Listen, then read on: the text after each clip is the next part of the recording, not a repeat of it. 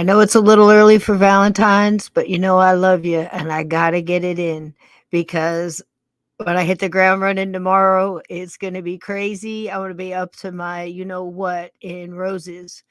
So I have to do my Valentine's early. Welcome, gatekeepers. I hope you guys are finding little ways to keep your lights on as you're walking through this journey. Um, I'm trying to be creative. It's part of meditation, and I think it's a great way to celebrate all of our gift artists out there and our composers that give their music so that we can be creative. So tonight I have this special one for my gatekeepers. I want you to think about all the times on social media you've seen some of these little gifts, which are just short little animations, usually 1 second, 3 second, five, maybe eight if you're lucky. This is composed of probably 50 or 60 of those, and it is celebrating two wonderful artists. And then we will bring on Monday Madness with the wonderful Steve Stockton. I hope you guys will enjoy it. Hello, everybody. And I hope this gives you some laughs. And you'll see both the GIF artists and the poser of the music in the video. I hope you enjoy.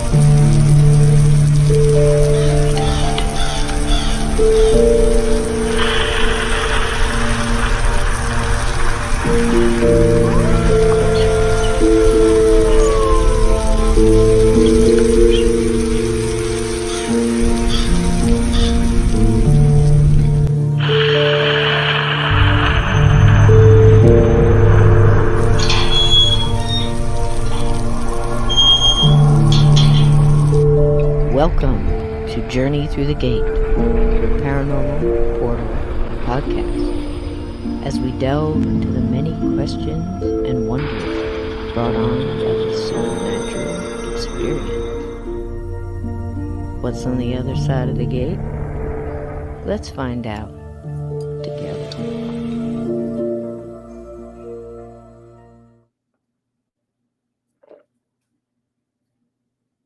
Hey everybody. It must be Monday Madness. Did you like that? That artist is amazing. And if you go on the site, I'm going to share it. This is his name. Let me see if I can get this right here before we bring this old rattlesnake in here. Let me see. It's right here. Look at me pushing buttons. I'm mashing the buttons. This is him right there. He is absolutely fantastic. Kiszkiloszki is the GIF artist that we are celebrating tonight. He is famous for the devils taking old Renaissance paintings and making them his own. We appreciate him so much. You know, the art that goes into this graphic arts is absolutely phenomenal. And it's like you get stuck in these things and you watch, it's like watching little movies, all of them either with a bizarre ending or some kind of surprise ending, and it's just fabulous. So I wanted to celebrate them and put these little videos together. Plus it gives me a chance to work with my new editing software and trying to see all the different things it does. I saw some people say that they didn't celebrate Valentine's. That's fine. Absolutely fine. Absolutely. But I'm sending love around the world tonight, because by the time Valentine's gets here, it's not going to be love I'm slinging. I promise you. I'm going to need each and every one of you to keep the lights on for me, because I'm going to be a mess. I'm sitting down here tonight getting ready to welcome one of the best people I know in this world in here. And some of the best people I know around the world are in this chat. And I say hello to everybody. Let's get this old rattlesnake in here and wish him a happy Monday Madness. How'd you like that, Steve? Was that something else or what? I was sitting here laughing my ass off. Some of those are just so funny. Like the nuns drinking and riding the ox cart, or where they're up in the tower throwing the water balloons at the people, and the skeletons running around with There's a ton of them. There's a ton of them. And last night we did Xavier Lopez, who is a Chilean artist. This gentleman tonight, of course, is in Poland, I believe. And you just read their stories, and it's just, they're so humble, really. It's just, you know, it's simple little descriptions of what they do. I make short animation art. Done. You know, the one last night, absolutely fabulous. If you missed it, like I said, Xavier Lopez, along with the great Brian Boulder, who has done all the music from stem to stern from last night all the way through to the end of tonight. And that's just my way of saying thank you to these guys who put up, they're composers, Steve. They put up Kevin MacLeod, Brian Boulder, Aaron Kenny, all of these different ones. And they put up, some of them have 15 songs, some of them have 500. It depends on how long they've been there and how prolific. We use his stuff all the time over on Missing Patients. amazing. He's a multi-instrumentalist too. I mean, now you hear pianos, synthesizers, the tone drum, the hand brass, drums, just all kinds of stuff. And I mean, listen to that one there. Got all those instruments, or if he's just using samples, but whatever it is, it sounds good. Yep. And a lot of them are the ones that contribute to, like, if you have something like a video editor, I don't know about all the other ones, but I've mostly worked with Muvavi. They'll give you some songs with it. And a lot of those songs, come from these guys, of course, not just them. There's hundreds on YouTube audio and other places you can grab free stuff. And most of them only ask just mention my name. Just tell them where you can find me. Ask that. There's certain ones you can use without any attribution. Right. But I usually will give them a shout out just because it's so good. Yeah, like you do with Mario, because Mario's throwing his stuff up there, and he's getting to the point where he's getting ready to load some stuff. And the thing is he's, the songs he's given to people like Steve and myself, and those are ours, and so now he's doing stuff to load. Yeah, I know. I hear him, and it's so funny with some of these gifts and stuff too, or like you'll see like the YouTube shorts or in TikTok, or what is it the kids are on today, the twatters and the snap snatches and the grind her and grind him and whatever, all those kids, the kids apps, the kids knows what I'm talking about. Yeah. But you'll recognize the music, and then I'll play the whole thing, and you'll hear, your mind will remember that little ditty that you heard. That's because everybody's using their stuff. So here I figured that the very least I could do is feature a couple of them every weekend. Why not?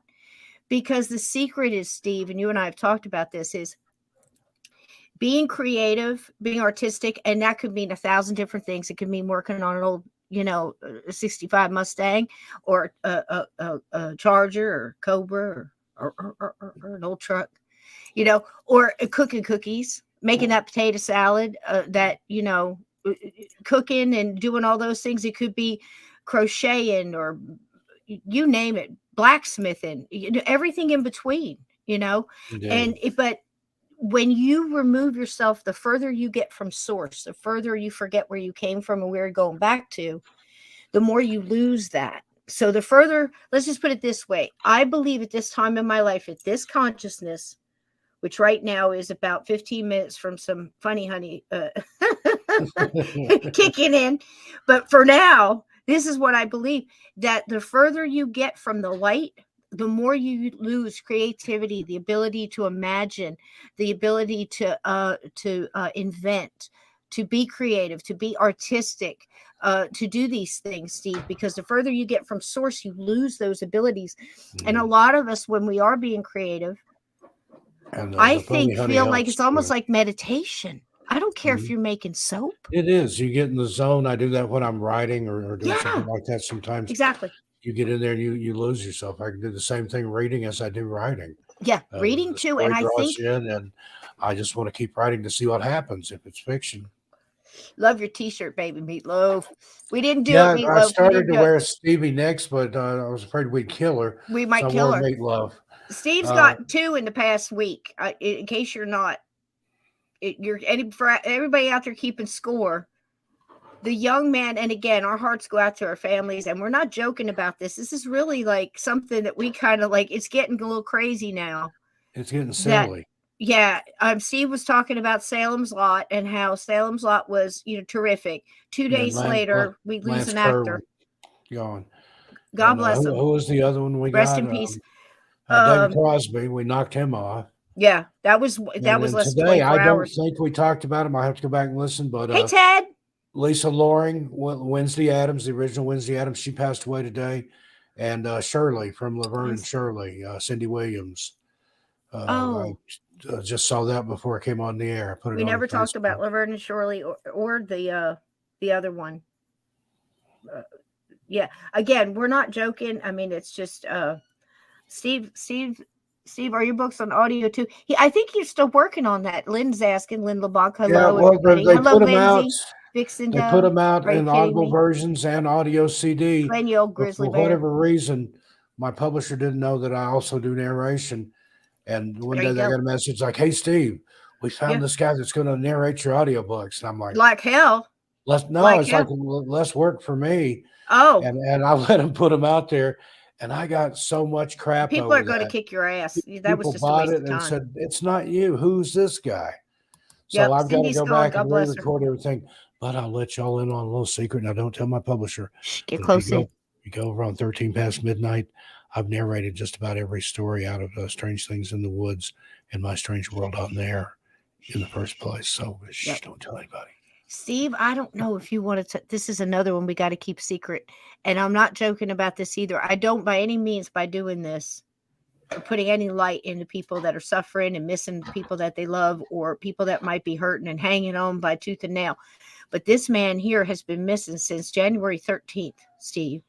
And you and I both heard a little bit of undercurrent there. And I don't want to say now, but if anybody has heard anything, please feel free to respectfully, kind of lay it out in a little kind of undercurrent kind of way in the There are chat. theories. I'm getting some back channel chatter that there are theories that he either purposely went missing or he was disappeared, but you didn't hear it here. Again, those are just theories that I'm hearing.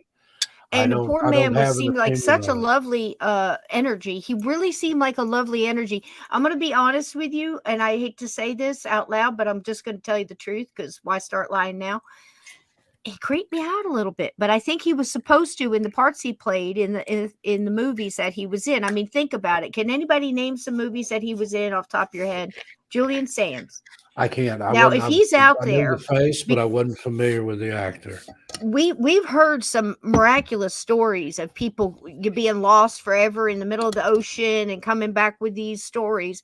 Patch water. It's water, right? Path water. I reached out to them. They sent me a couple of cases of these smaller bottles. Oh my goodness! And we're working on a deal where I can be a sponsor. Send them my way, Steve. For Path water. I'll do it for the water alone. These are the smaller bottles, but it's aluminum. These are 20. Now, how much is that range of can? Do you buy it by the case? You buy it by the can? 20.3 ounces. You can get it at Walmart. You can get it by the case or by the can. It's about $1. I think $1.25 or something a bottle. But it's a nice aluminum bottle. It's reusable. It's you can put the date on there. It says refill it. Yeah, and, put the date on there. Drinkpath.com. Tell them Steve Stockton sent you. We don't have anything worked out, but they did send me. I just for reaching out, they sent me 2 cases of water. Send me the information. I'll reach out to them too, and we'll make them a Monday Madness. If it's going to vets, if it's a good, legit place, and they really are doing what they say, Yeah, it's made in America by Americans. They're veteran owned and operated, and they support veterans. So. I support anybody that supports veterans. Amen. Send me the information, Steve. And again, now you said it's about $1. You can get it at Walmart. Now they have a website, or drinkpath.com is where you can and I think there's a store locater on there. It's still purified water with electrolytes added for taste in a handy refillable aluminum bottle. Keep those plastic bottles out of the landfills by using a refillable aluminum. And I found out they offer custom bottles. You can go and design your own artwork, and they'll put it on a bottle and send it to you. Get a crispy one. I think I'm going to get one just with my name on it, just so nobody else drinks out of it. Maybe I'll get one with you and me on it. That way Mulder and Bittens won't be drinking out of my water bottle. I have to get something with a closed container, because Bucephus McGee is finding his inner little devil. And he likes ice, and he doesn't give a hoot nor hair whose ice it may be, whether you're still using the ice or not. I'm sitting there minding my own business. All of a sudden, I hear a tinkling going on, and all this commotion. Turn the lights on, and there he is, paw deep in my sweet tea, knocking around the ice like he's playing with, I don't know what, and having a good old time. Wait till he gets in the funny honey. Yep. Oh, yeah, they maybe some. So anyway, we even have emojis. Hey, funny Tiger Lily, good to see you, sweetheart. Stimulate, love you, baby. Hey, sweetie, Tiger Lily in here. I missed it. She likes the new look. Warlock. That's why he creeps me out. Stimulate, maybe that's what I remember. Now, does anybody remember the year Warlock come out? Does anybody remember that? Because it had to be 90s. Something like that. Mid 90s, maybe. Because I think that's where I first was introduced to Mr. Sands, and that it's a creepy. He's one of those people I recognized the face, but I didn't know the name. He was a consummate character actor, but yeah, the back chatter I'm hearing is that he either wanted to disappear, or he saw something he shouldn't see and was maybe going to tell. And he was disappeared. Now, again, those are rumors and conjecture. Of course, that climate up there on that mountain, he was climbing. Hey, and Edna, welcome in, welcome in. What I'm hearing from people. It was pretty cold. It was pretty nasty, but and again, I mean no disrespect. Honestly, I don't need letters and stuff. Like, please don't send me emails. You won't. You know how stuff gets in but Hollywood sometimes, so nothing would surprise me. what he's experiencing, what is he doing going up there? Wasn't there a storm? Because they just found somebody that was lost in the same spot and was gone for 2 days, and they found him alive. It was Mount Baldy, right? Yeah, about Now Baldy. I've been up there.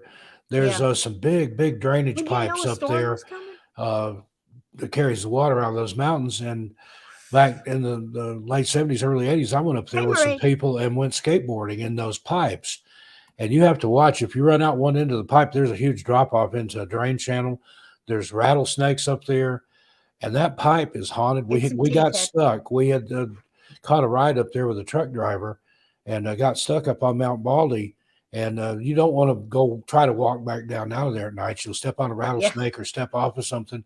So we were just going to sleep up there, and we heard in the tunnel, and we heard voices. We heard people laughing. We heard kids. We were there. It's a creepy, haunted place. I don't know what's up there. I don't either. Hey, Lynn, did a great job last night. We had the wonderful Greg Koss on last night, and he wants to meet you too, Steve. You'll love him. He's a trans continental, transcommunicational. He talks to the dead, Steve, through the box that makes the noise. Okay. That's Cisco's version of Cisco speak for whatever he does. A Frank's box. He speaks to it. Goes. Get out. That thing. That one they just. But he knows what he's listening to, and Reginald jumped in as well with Lynn, and he can walk through the graveyard and every gravestone will talk to him, Steve. I mean, isn't that somebody you want to spend a Friday night with? Oh, that sounds like a party to me. I know. That's what I'm saying. Hey, Lynn. How you doing? Renice is here. Hello, Renice. Lindsay. Wonderful, Lindsay. Boo to you too, sweetheart. Love you, love you, love you. I hope everything's doing good. How's your foot? Is your foot back in butt-kicking mode? She her cat dropped the laptop on her. I don't know what was going on between her and the cat at the time.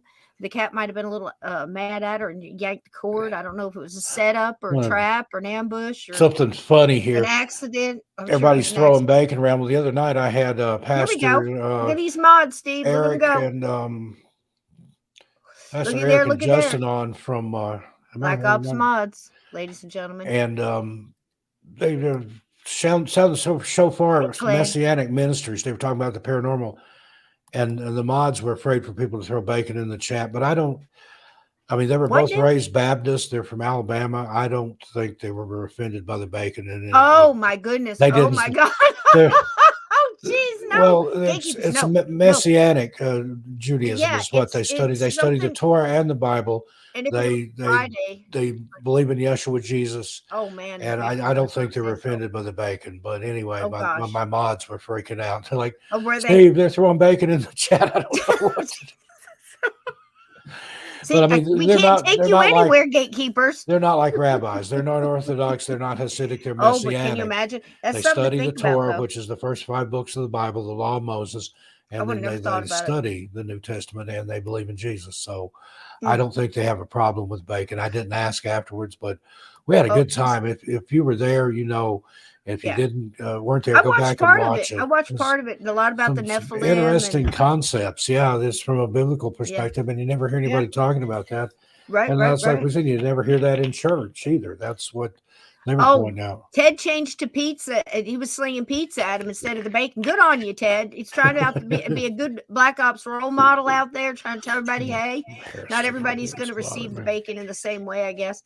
But Dark Horse Paranormal has been in the chat the last couple nights, and it took her a while to find the bacon emoji. She was so excited when she found that. She was slinging bacon left and right. Tiger Lily, this is your job to run your fingers through it. Well, virtual. There, do a couple more times so she can record it and play it over and over. Like a gift, like one of Cisco's gifts in the little thing. One of those things I had to load up there about 30 times. Do you have any idea? It's right click, clone or copy. Mm-hmm. And then you click back on it. It pops up over here. You drag it over here and put it next to that one. And then you repeat that 30 times.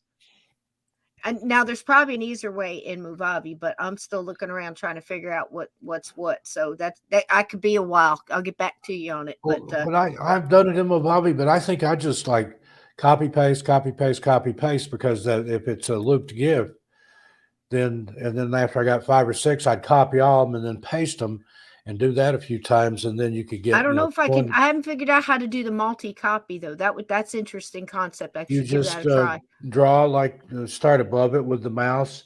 Draw down. It'll highlight that square. Then just go across and get all of them. Man, I never thought of that. I'll give it a whirl. Copy, and then you can either clone or paste, and it just makes another row of them, and then you can stack them up real quick, or you can just sit and do Control V, and line them up like that. But I'm going to do it. I think Mairead's going to the deep part of the ocean to go into her cave. Good night, Mairead. Good night.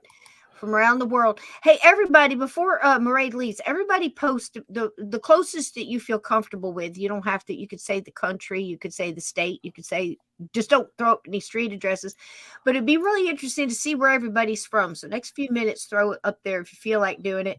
If it's the dark side of the moon, put that. I don't want anybody to dox anybody, but it'd be interesting to see where everybody's from. We've got people global. I'm from a little place just inside my mama, and don't say you've been there. You'll really piss me off. USA. Yeah. Yep. That's right here. There we go. Oh, look at this. Yep. Oh, wow. Man. High desert of New Mexico. Good night, Mairead. We love you, darling. Congratulations. Hey, Conflict Radio. Hey, darling. We're going to have to get you in on here one night. I'm telling you. A lot of Canadians in the chat. Show. Get back on the air. Say, look at here. I heard the other day that Canadian bacon is just ham that's apologizing for not being bacon. Oh, wow. Ontario. Are you kidding me? I don't think she's kidding either. How about that? Hello, love. How you doing, beautiful? And Lynn. Oh, South Carolina. Here we go. Renice, Kansas. Tiger Lily's out there. We're not in Kansas anymore, Renice, right? There's no place like home. She's one of those corn-fed Midwestern beauties. Mike and I kind of switched spots, didn't we, sweetie? Playing musical states and shit. It's crazy. Alabama, sweet home Alabama. Tell you what, Ted Branson, Scotland. How about that? I got to hear your what's his face? Sean Connery. Wow, got that one. Yeah, you've got to hear it. It's good. I just have a feeling if I was ever stuck in a room with Sean Connery, somebody was going to get Barbara Stanwyck slapped. He probably looks like Aleister Crowley or something because he won't come on camera. Yeah. East Coast, what? Canada, okay. Wow, that's fantastic. Toronto again, that's wonderful. Look here, California. Simulate, I love it. Isn't it sad you got to have disclaimers when you say where you're from? I feel the same way with Jersey. I'm like, I'm from Jersey, but I'm sorry. I was from Jersey for a while. They didn't have the I'm sorry. The other day I asked somebody where they were from, and they told me, and I said, "Oh, my condolences." My condolences. And for a long time I had to say, and none of those people are from Jersey Shore. Not one of them. Indiana wants me. Lord, I can't go back there. We're gonna break into song here. I got my Johnny Cash Martin guitar sitting right over here. Don't tempt me. Don't tempt you. There you go. Simulate says he's going to change his pronoun to boss. Well, there you go. My pronouns are my adjectives are I get to pick those too, right? Brilliant and beautiful. I think so. I'm we. I'm the royal we. Me, myself, and Brilliant and beautiful. That's how you refer to me. It's ridiculous. Oh wow, all these wonderful places. Oh gosh. Oh no, what? Hit on the head a week ago, still feeling sore. Okay, it's gonna do the show soon. Oh, that's terrific. Think of a topic. Steve and I are thinking about doing some on Atlantis, and Conflict told me, because I don't think about Atlantis. I said I'm going to dig into research and come up. Sometimes I'm glad I don't know something about, because I dig in, it's all new, with the same old patterns. Sometimes you find that up, and it's just, it's the same thing, just a different flavor of it. Mm-hmm. And you see a lot of the same actors, I'll call them bad actors. That's funny. That are behind the scenes, that are involved in other stuff. They're involved in that too. They've had a hand in that too. Ohio. Yep. Ohio. Why am I hearing that? Oh, that was that what's his face name. Used to come out. He used to be heavy, lost a lot of weight. Now nobody knows who he is. He did the Price is Right. Drew Carey. I think so you're talking about. Yep. Isn't that the one where it said Ohio, Ohio? Yeah, and at the end, the intro to the show, then they'd also go, Cleveland rocks. Yeah, They've that's obviously it. never been to Cleveland. That was such a good song. They're, now, who did that? I think he's from Cleveland, and he's proud of it. But Cleveland rock. All the little kids in the wow. Okay, who did the song? Come on, chat. Cleveland. Oh, Cleveland rocks. Cleveland rocks. Cleveland. You know what I'm talking about, right? That had was to be somebody not from school. Cleveland, or right after high school. I know it's true, baby. Talking about bloodlines. Both of us got big freaking mouths, and we know the score. We're dying to tell people we've got these things. And I find roundabout ways to say it. You know, we've talked about there's a concentrated effort to silence the truth. That's just all you can say. Yeah, you can get taken off the air for saying the truth, or even your opinion on what the truth is. Yep. But I will tell you this, Steve. Every Monday Madness Steve and I do, whether it's somebody's, got a name in the chat that's, and we highlight it, because that's what happened to that one guy. This is how bad the inner tubes have gotten. Okay. He put up a name of a person, and he was so in thought that it didn't click with him. And Smash Mouth, was it Smash? I'm going to look it up. I've got to know now. I can hear it in my head. Cleveland rocks. Cleveland. No, not Huey Lewis. I saw them live. They were fantastic. Tightest band I've ever seen. Was tight. The presidents of the United States of America. The band. That was the name of it? Yeah. It's a song by the presidents of the United States of America. Cleveland's slogan is, "We're not Detroit." Amen, brother. We don't even have one. I think Jersey's the armpit of America. I don't know. And when you drive out of Idaho into Oregon, it says "Welcome to Oregon." At least we're not Idaho. Got to squint, because what it used to be beautiful for is quickly becoming pretty ugly. I shit you not. Crawling across the land like a black fog. And I mean the evil. I mean, you know what I'm saying? You can feel it. And people are just agitated and irritated. And they're all moved in from all these other places during the big lockdown mess, that we went through. And people shot out all these, and then they came here, and now it's just, it's something. And I saw similar after Katrina, because everybody, when I was in Bama, everybody came up, fleeing Katrina, pets and all they had, and RVs and whatnots and tents, and came out to all the parks. And I'll tell you, some of those parks it just became an RV park, because once they got there, where were they going to go? All these people lost their homes, a lot of them, and never left Alabama. And we saw this huge influx. And it was absolutely, you could feel it. It was palpable, So, thanks so much, Lynn. Yes, please give a thumbs up. But have we started our subject yet? I don't even know what it is. I text Cisco this morning. I said, "What old bullshit are we talking tonight?" we kid each other like that. Yeah, I did a couple of little vids. Extraordinary, the wonderful Australian show that came out in the early 90s. Absolutely fantastic. It was very much like a Unsolved Mysteries kind of feel. For those of you in Australia, know what I'm talking about. It's probably just, no problem. You remember. And it was it Wilfred Moss? I can't remember his name. That was the host of that, but he's got a wonderful accent. And the funniest story that I ever heard was read through one of the comments, and the girl said, "I used to work one of my first jobs in the summertime at high school. I worked in a ice cream stand on the beach in Australia. And here came this guy in a hot pink Speedo. I love that. Love that color. Right away, hot pink Speedo. You're all in, right? That's and he comes up to even if it's not a female, you're going to look at a guy in a hot pink Speedo. Hot pink Speedo. And with his voice, the way he says it, she says, "I shit you not." He came up and he asked for a milkshake, and she says, "What flavor?" And he looked up at her and went, "Strawberry." And this wonderful Australian, the way he talks, and I just love him. But I found a couple of gems now. I know one of them we've talked about. Isn't that great? Yep, it is. It's a wonderful look. It's wonderful. Did Mulder get a haircut too? Does he have matching? No, I He have had the matching motor cam locks. up here earlier. It's really too dark for you to see him down What there, are but y'all let me. saying in this chat? Are y'all being naughty? It's okay if you are. Oh, we were talking about censorship. Let's go back for a minute. And because the inner tubes.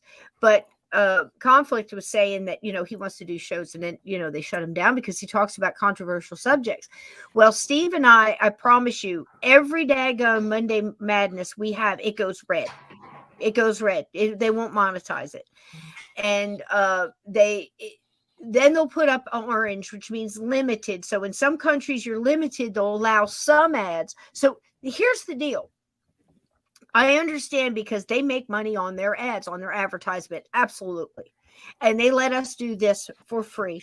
And if anybody donates money, super chats or that thank you thing, that little thank you button that's on once it loads and it's on the regular YouTube feed. And please do give a like because it helps us, and comments help us, and commenting in here helps us. So, anything you could do, sharing helps us. So please do that. That's the only way we're going to find new people and get new people coming here because we're an acquired taste. I assure you. And we're the Roquefort cheese of YouTube. Yeah, and I am so shadow banned. It's not even funny. It's almost like you have to put in the whole name for it to pop up if you're searching. Yeah, every time I start to try to find it, I type in Journey. Well, all the bands pop up. Journey through, or Journey to the Center of the Earth, Journey to this, Journey to that. Yeah. Journey through the Journey through 10,000 time, journeys. Journey through space. So and many it's different like, places. Journey through the gate, and then it just goes blank, and then it'll pull it up. Yeah. Yep. Yeah, there's a lot of people from Canada in here and all over the place. I mean, it's just wonderful. It never ceases to amaze me. I had like my top 3 things are Vietnam, and I know that it means that they're just downloading it and reloading it up and putting it on another channel because that's how people make money too. You can't stop it. And I'm not going to spend the time going to look for my shows, but it's crazy. And I'm like, hey, as long as they're listening, as long as they're down. They're viewing it. Something you should consider is memberships for this channel. I've got them for 13. I've got them for the big channel. Show of hands in the chat. Who would become a member of this channel if you got all those amazing perks? And I'd have to think of some really cool stuff to do for them. If you got custom emojis, if you got subscriber only streams, if you're member only streams, if you got members only pre-release content. Show of hands, how many would become a member? I would. Oh, that's cool. That's cool. Look at that. I definitely will. Yeah, we got hands coming up. That's nice. Thank you, guys. I would definitely think of something extra to do and things like and things like that. Extra shows. I've got it down to just gotta get my shit together. I'll help you, and I'll show you how to set it up. That'd be very cool. I'll think of some cool stuff to do for everybody. But now I'm just like I said, I'm doing these little videos. I'm doing this stuff, and again, I know it's early for Valentine's and all that, but for one, it's about love and it's about light, and that's how we keep our lights going because we got to get each other through this mess. Talk about it, not talk about it, whatever. It's still happening. I'm making everything worse here. Touching everybody in a different way. Tiger Lily help. Price of eggs or gas or a job or sickness or whatever it may be. I saw in the news the other day where they're looking into trying to charge the farmers for price gouging.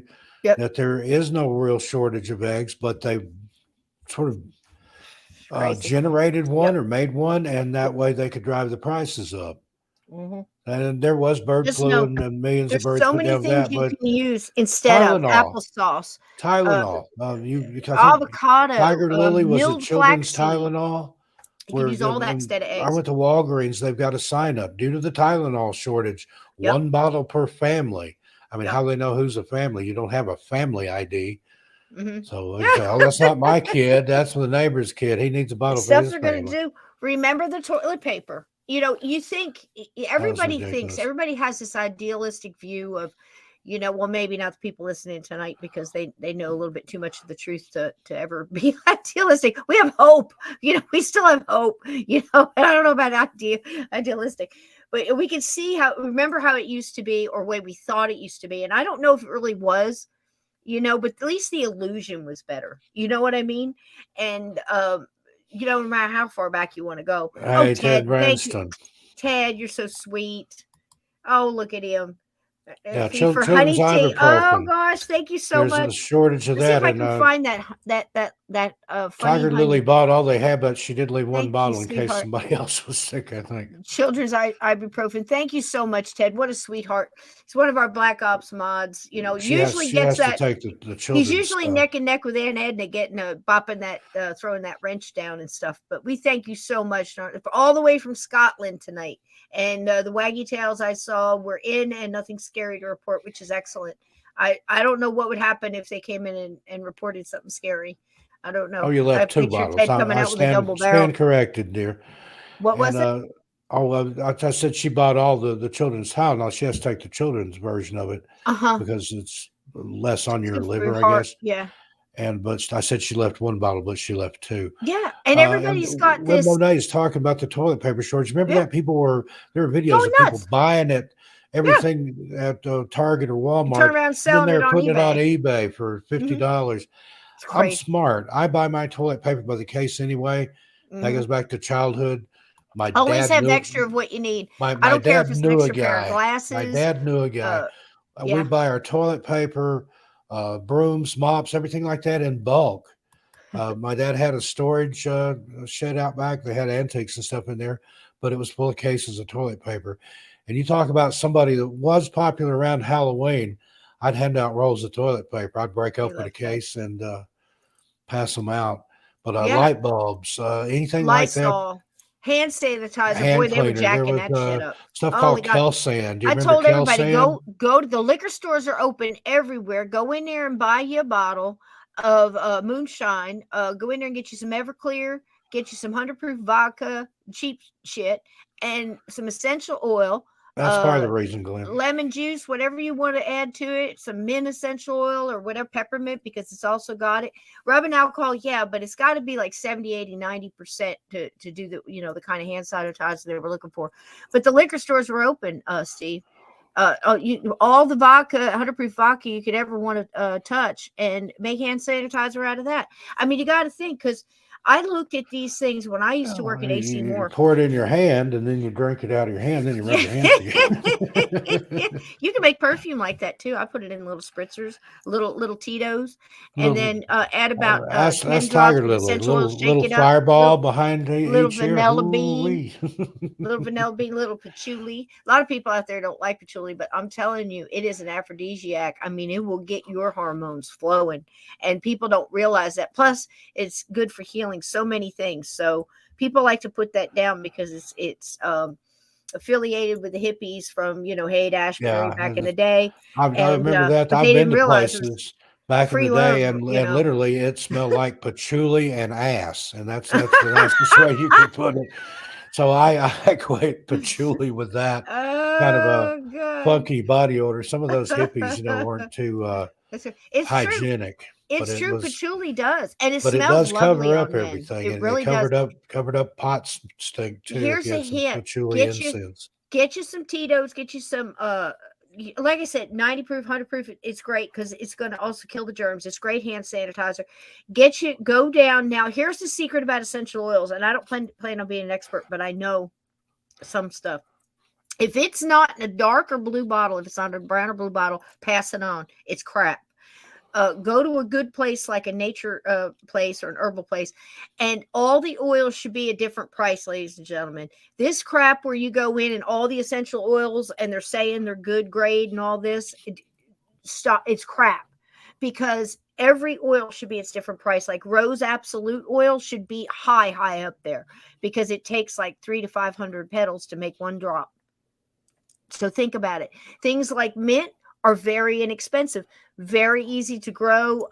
It doesn't take that much, has a high oil content. So think about that, like your pine oils and things like that. Cinnamon oil, some are very, very hot, like cinnamon oil. You don't put that on your skin. So you got to think, just a little bit. But if they are not all different priced, your lavenders, and there's different kinds, your English and your French for different things. So pay attention to that. But boy, a couple of drops at the bergamot or yang yang, oh gosh, a couple of drops of that in some 100 proof vodka in a little spray bottle. And in the summertime, I'll add a little distilled water. Shake it up real good. Shake it up real good and keep it in the refrigerator. And you can spritz that cool mist. You can spray your sheets with it. You don't have to spend all this money out there for all these Bed Bath and Bend Over and all this mess. And because listen, people are making their own soap, and their own perfume, and their own stuff long before. And I remember back in the day, I'll go like when I was working at AC Moore, there was 4 aisles of this. I'm going to say the name wrong because I don't want to be sued, but you know what I mean when I say like Wilkinson or Wilfred cake decorating mess. There was $15 plastic knives and $30, $50 bowls and spring loaded pans and all this other shit. And I'm looking at my mom fed 9 kids on $25 a daggum week. She had 1 bowl and a wooden spoon. That's it. I don't know how they did it.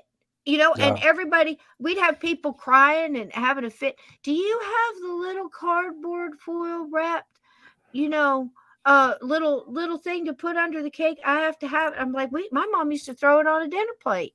We ate it fine. What's going on in the world? I think it's attached, Steve. It's a way that it shows. Everybody's got to have every little. We got to get back to the old stuff. Make your own perfume. Put your soap.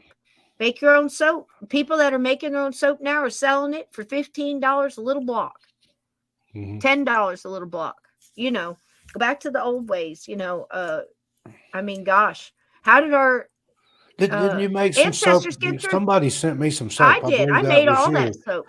It had like coconut husk and sea salt and stuff in it. It smelled good. And some of that stuff, you had to be careful. It'd take the hide off if you scrubbed it real good. I make a real nice one. It's called Mocha Choca Latte Yaya or something. I can't remember what, but it's got coffee grounds in it. It smells like patchouli and ass, and we'll see how that's I'll do it. I make one called elf farts for Christmas. It's vanilla peppermint. Like they've been eating cookies all day. That's what their little Christmas elf farts smell like, vanilla peppermint. But all the men like that one, and I'll usually put some crushed almond or something like that in it for exfoliation. What they're like that. Walnut hulls or shells or something in one you sent me. Yep, ground up. Some kind of shells, and that was really exfoliating. I don't know why that sounds like a put down. He was extremely exfoliating. I said you had to be careful where you washed with it and how vigorously you scrubbed, because you would be nice and pink when you got out of the shower. No dead skin cells left anywhere. Oh my God. But no, it was good stuff. I'm not downing it at all, but use with caution. Proceed with caution. It's like turpentine. A little bit of that goes a long way too. There goes the mascara.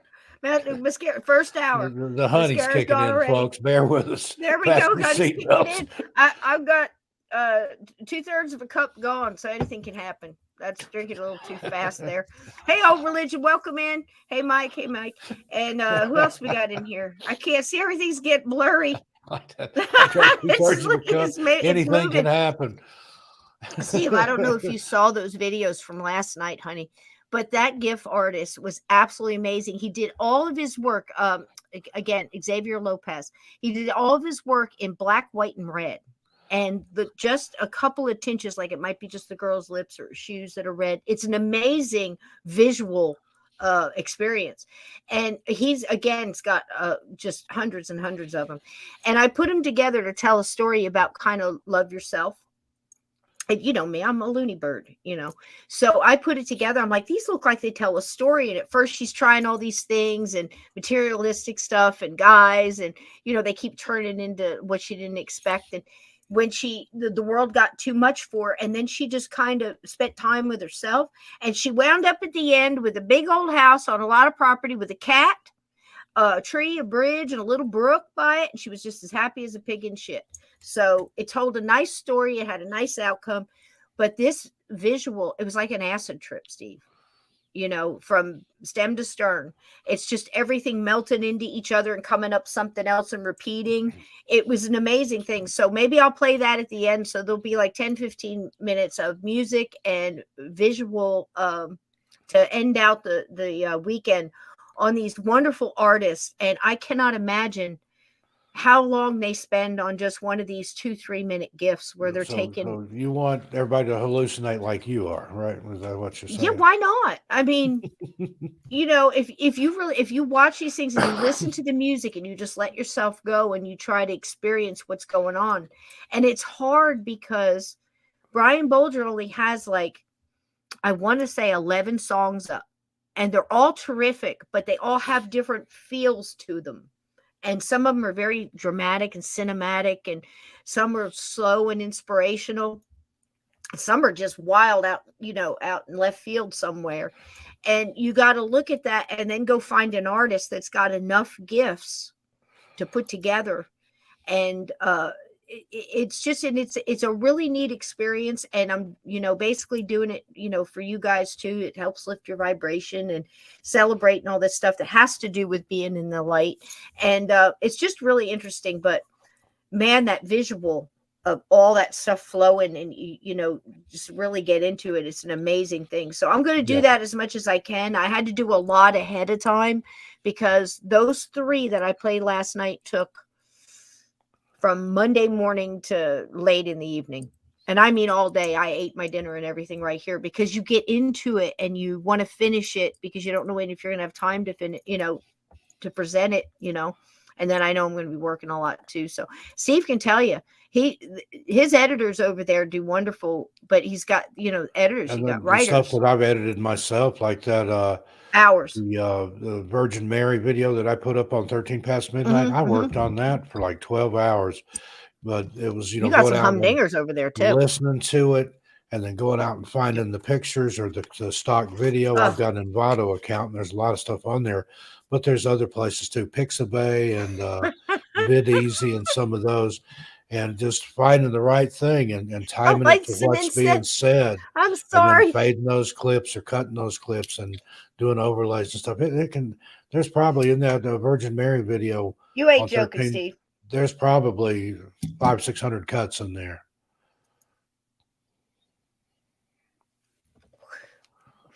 I'll tell you what, when you light your cigarette with incense, you get a little bit of it.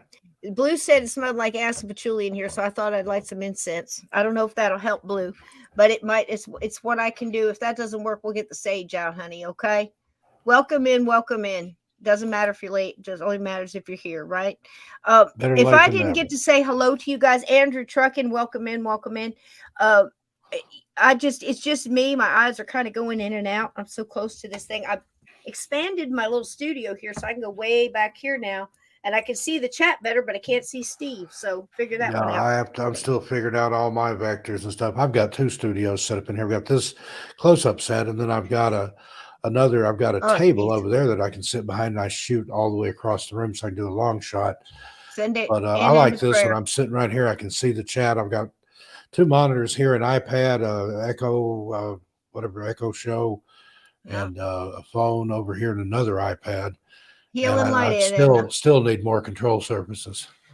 Well, that's right. And figuring out how to do it. Everybody's sending healing light to Aunt Edna. She found a knot the size of a golf ball and she's got to go see the doctor. So let's hope that thing shrinks down.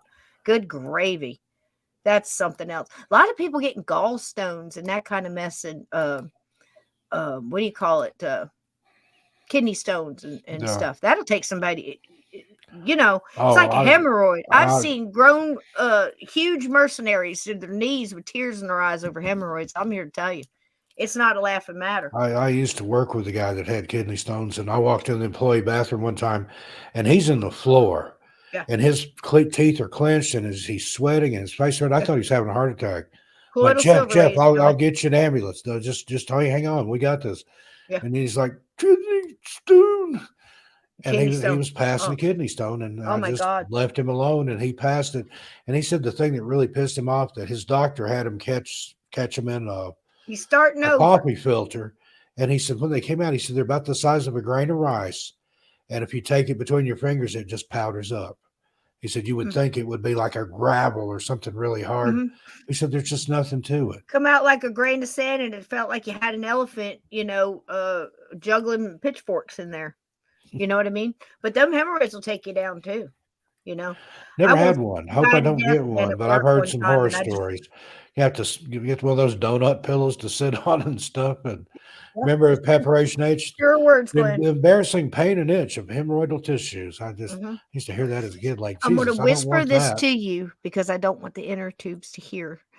But you will love me if that ever happens to you. You get a cotton ball and colloidal silver, and you put that on there, and you just sit still for a minute, and it just goes away. I'll tell you what my uncle's secret was, and he lived into his 90s. He would take Lysol, spray it on the toilet paper, and then use that to clean up. And he said that would take care of hemorrhoids just like that. I don't know. Back in the day, Victorian women used to use that to wash things out, if you know what I mean. Oh, yeah. Can you imagine? That was even in Boardwalk Empire. Did they have Lysol back in Victorian times? They would hand that out back when, like the kind of the early version of Planned Parenthood kind of thing was, where women would go, not indigenous, indigent, if you're kind of immigrant, basically back in the day, in the 20s in New York and, Boardwalk Empire and all these different places. And that was in Atlantic City, New Jersey. But anyway, they would hand out pamphlets and tell women to do this. And that comes all the way back from the South because they had it in movies like Tombstone and Billy the Kid. All the prostitutes were talking about it and stuff. And I mean, can you imagine? It's tough being a woman back then. You think they had it, they did some crazy shit. A big old brown bottle of Lysol in every they did have it back then, didn't they? Big old brown bottle. And Clorox used to come in those old brown bottles too. Lord knows what they did with that. Don't get them mixed up. Unbelievable. We got to hear stories of the women working in the field would literally go under the tree, have a baby. The midwife or whoever was there deliver the baby, and the women go back out, just pop a baby out and get back in the field. Yeah. You had corn to pick or something. Yep. And Edna's got a similar story. She got a cooked dinner, didn't you, Edna? Went in there. She had 4 babies at home. You have a baby at home, and then got up and she wonders why she's got aches and pains now. See, it's we're proud and 6'4" and bulletproof when we're young. But we pay for it when you're old, man. It's like that Granny Witches of Appalachia. Get out of the bed. You're not a peach. You're not easily bruised fruit. You're tough as a pine knot. You had to be. Yep. And you did. And, that's why we just get to this age. We're just way past the point taking any bullshit. Now, the same uncle, he would take WD-40 and put it on his elbows and his knuckles, swore that it helped his arthritis. Yeah, people were doing that for a long time. And then they did the internet tells you that that's a myth, but then the internet tells you a lot of bullshit, too, that they don't want you to know the truth about. Took a shower, went and fixed supper. She sure did. And I bet you it wasn't no mac and cheese either. Wasn't no box. I bet there was cornbread involved in it. Chop it, had out the cast iron skillet. Oh, tell your story about the man who got his teeth knocked out, Steve. Tell the story. It was in Florida. They're an old couple. The guy was in his 80s. The woman was in her 60s. She was his caregiver. And some guy broke into the house. They heard, they saw him come in. The lady did. She ran outside and she said, "There's a guy in the house." And he got their supplemental check, whatever, SSI or SSDI or whatever it is. He had the cash from that. The man grabbed a pitchfork, and the woman grabbed a cast iron skillet full of fried taters and whopped him upside the head, knocked his teepuses out. And knocked him out, and they arrested him, took him away. But I guess he picked on the wrong old couple. Yep. I'll tell you what, cast iron skillet, that's been in and out our lives so much. And I think we can all look back and have a story from our granny or whatever on that. But I know that right now there is a good size cast iron skillet still in the wall of my sister's kitchen because she got a big old dinner ready because the guys were coming back from fishing, and I think they were like 8 or 9 hours late. And when my brother-in-law walked in and said, "What time is dinner?" Fish and all. Went right at him, just missed his head, went into the wall, slid down behind the sheetrock, and there it remains to this day.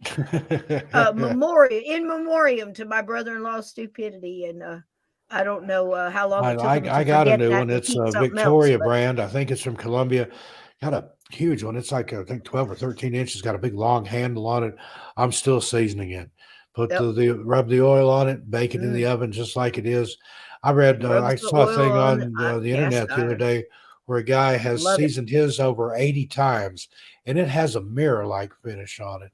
And he said he's going to try to get to 100 before he cooks in it. We're just here teaching the truth. I'm a titch high. I'm a titch stone because I've got funny honey in my tea for the because I'm trying to go the natural way to be able to actually use my thumbs. And I'm going into Valentine's Day. I'm not sure I understand that. I mean, because you just figured out you have opposable thumbs. No, they're so swollen from the arthritis. Hey, and wait, all these look at storms. That. Oh, I got you. And I'm taking everything I've got. Cut those flowers and stuff, probably using snips or scissors. Yeah. All day long. Cut. I guess you wish a lot of people didn't celebrate Valentine's all day Day, long. Huh? Dozen roses. Like a machine.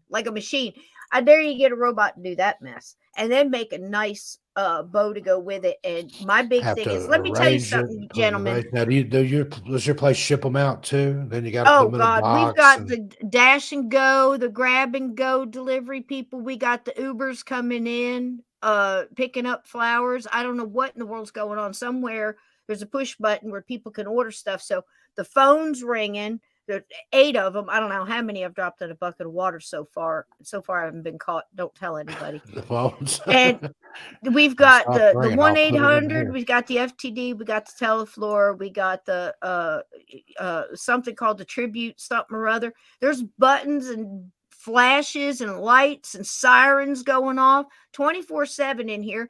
Then you got 5 women and a driver, and that's all I'm going to say about that. And they're all holding sharp things and stuck in a small space for hours upon hours upon hours with all this going on. Now, just imagine that. It's like being in, when they do the stock, when they're trading the stock, you've got all the people yelling and papers flying all over. It's kind of like that, but with knives and women. And not a good combination. No offense to women, but women go to work to bitch. I got a podcast. That's where I do my bitching. And and the thing is God bless them. They don't want a solution. They don't want help. They don't want to fix it. They want to bitch about it. Yeah. I've known people like that you could offer them a solution, tell them how they could fix it, but no, then they wouldn't have anything to complain and gripe about. Steve. Yeah. That just causes them. They don't want to, they don't want to prevent it from happening again. They just want to get in there and just holler on about it. And then it becomes a pissing contest. And I'm just that happened to you, but listen to what happened to me. And then somebody else says, but wait till you hear mine. And you got to have to keep one-upping each other, and then it just escalates. And then nope. It's like I got shit in my purse that'll cure that shit so quick you make your freaking head spin. By the time you can do another dozen roses in the bow, that shit'll be a history. It'll be a memory, just a brief memory. And if you want to make those people mad, go in and tell them how good your life is. My life is excellent. My husband or wife is wonderful. I don't have a care in the world. I love I love my job, and that'll make people pig biting mad. Those horses. God bless them. I hate what people have done to animals throughout the, exhausting. This is what I'm saying. This is what I'm saying. And I'm work done. Goodbye. Work out. Gone. I got stuff to do. I'm not an idle person. I'm constantly doing stuff. I'm doing stuff for the show, doing stuff for the books, doing stuff, whatever. 15,000 different irons in the fire. The fire is hot. Do you understand me? Constantly. And just sitting, I don't like Eeyore lost her tail and don't even want to find it. Just want to bitch about losing their tail. Do you know what I mean? And I'm a Tigger, for the most part. That's for the first 15 minutes. After Tigger, I turned into the owl that just stays in his hole at the 40,000-foot view and just looks at all this, shaking my head, going, do not engage. And it's like those horses with the blinders on. If you can do that at work, please do. You just put the blinders on. You just keep saying, do not engage. Does this need to be said? Does this need to be said right now? And you just go. Listen to podcasts and listen to audiobooks and, just try to be, get at least more intelligent about a subject while you're there, if all you're doing, but I don't want to hear for the 15th, 20th time about the rash on the bottom of your foot that you just don't know what to do about. When I got shit in my purse, that'll cure it in 15 minutes.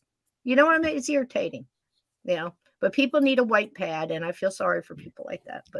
And then they put it on, and it doesn't work. And listen, do not engage. So you want to hear a ghost story? Yeah, let's hear one. I reached into this wonderful, I started talking about it earlier. It's that Australian show, Extraordinary. And, they had this ghost story is one that really intrigues me. And I really wanted to present it again to Steve, because what I wanted to focus on in this, Steve, after we get back from it, is what was that piece of evidence, either in one of your stories, an experience from yourself, or maybe one that you heard that you did wind up in a book, or that you've heard recently, or whatever, in your whole bunch of time. I would probably say that it was the thing in the ditch. That would be my guess, or the first one with the little boy, the little toddler that fell into the ground. But that profound piece of evidence. Now, Barry Taft has been around in and out my paranormal world all my life, pretty much. When I started paying attention to it, early 70s, he got his, I don't have all his background on top of my head now, but, he was one of those parapsychologists that came out early and started getting involved in the cases like The Entity, the true story of what The Entity was based on. He was involved in that. He was involved, I believe, in the Sally House. I'm not 100% sure on that one, but I believe he was. He's been in Lloyd a lot Auerbach, of places in a lot of cases. Right, was around in and out a lot of these stories. We've shared some of his stories here on the show. He was involved in the Toys R Us case and things like that. Of course, he went in and found nothing and said it was a hallucination or something. Don't quote me, but close. Whatever. Because the parapsychology really tries to take that scientific university vantage point on things, if you understand what I'm saying. Now, Barry Taft would be the first person, and I'm not speaking for him, I'm just I've only watched him for 40 some odd years. He is more of a mind of he takes it extremely seriously, but he also has a little give to him, where it's like not everything is scientifically explained away. There are some things where he just goes, I don't know. This is an amazing piece of evidence. This case was one of them.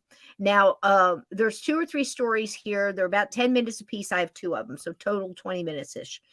But the first one is either going to be this story I'm talking about now, and I'm sorry I don't remember the order, or it's going to be a cute one about some evidence that came out in a picture that was taken by just an unassuming family that got one of those pieces of evidence and just threw them back in a place where there was quite a bit of activity. But tonight I wanted to focus on that evidence that kind of flipped your mind, like, okay, all these other things I can explain away, that one gets me. And for me, I think that's a big, like, say if I did the top 10, of course I would have to add in the Roman soldiers, the army of Roman soldiers. And I'm still, again, not convinced that was residual. I don't believe that was. I believe that was something more, but that's just where I'm at with that one. And if you're not familiar with that, it's in my very first episode I ever did here on Journey Through the Gate. I get very detailed about it. It's been in Haunted Castles, that episode, and I believe there's a short up there with it, where the gentleman tells the story. It's great. But for me, it's this one, and I think it's because one reason it stumped Barry Taft, and he couldn't which way come out of it, where he was saying, this one got me. And I liked that. aspect of it. Plus, it got me too. But we have had friends on the show. I have wonderful friends. I have a vast amount of people in this paranormal, supernatural, metaphysical world of all ilk, up and down, all experience types and age groups. And within that, the evidence that blew my mind when I heard it was Mark Nesbitt's account of he and Carol Nesbitt, his dear wife, very sweet people. One of his early encounters, he goes to there on Gettysburg. If you are a guard, a ranger, there's two different groups there, but you normally can stay on the national park there, and you by staying there, you're also guarding that historic spot. So maybe one of the small farms or one of the other places there in Gettysburg that's part of the national park. Well, he was staying in a place, and a couple of his other friends were as well, and one of them had some commotion. Wanted to get Mark over there because Mark was just had budding interest in this. This is when he was very young, just getting started. And they keep everything hush hush in Gettysburg. To this day, they'll tell you at the visitor center, there are no ghosts here. That's what they're supposed to say. So Mark's trying to be all in clandestine about it. And he goes over there. And basically what it turns out to is a lot of different activity and a puddle of reddish, almost gel-like, not a bright red, but a dull red, kind of, golden amber within it as well, of a gel-like substance that appeared on the wooden floor of this farm that is there in the battlefield in Gettysburg, and of course was there during the battle. So they go through it all. Carol winds up coming in and saying, get a sample. Carol's going to Gettysburg College at the time, I believe. I know she was heavily affiliated with them and had some friends there. That she takes a Kleenex, gets a sample of this. They send it out. They were intrigued with their findings. They send it out, and both those findings came back that it was human DNA belonging to a male. It had human blood and human DNA in this gel. Now, when they go outside and come back, the puddle had disappeared, and no trace that had ever been there was there, except what was on this tissue. That was intriguing evidence to me. Now, in this case, something similar happened. So pay attention and listen to what you hear about what they found in this haunting house. And this is the one, Steve, where the photographer goes up in the attic and gets the clothesline around his neck. That was at the Entity House, and that's, yes. I think, Culver City. I've been to the house. You can't go in it. It's a private residence, but I've had my picture made outside of it. Oh, have you? Culver City, cool, California. Beans. Yeah, but that's scary.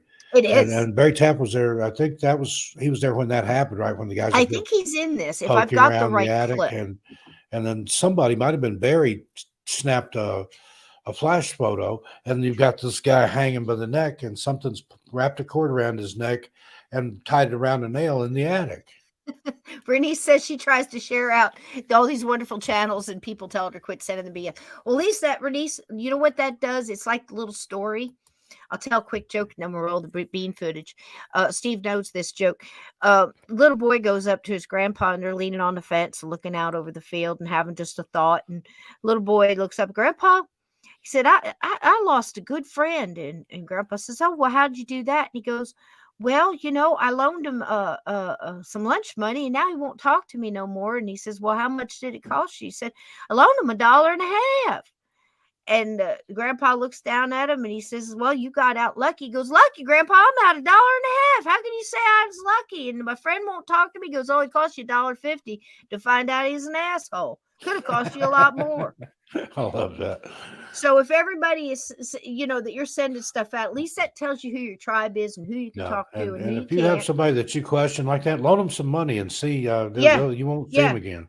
And it doesn't mean, if they're not even giving it a chance, at least it tells you what category people in. They might not be in that, ever-present asshole category, but at least, they don't have an open mind, and you're not going to glean any good information about this subject from them, but you know where to go for that. You can go right here, Sunday, Monday nights, and we have guests on here that tell you their vast knowledge of their area in this. We had one last night, Greg Koss with Lynn Monet.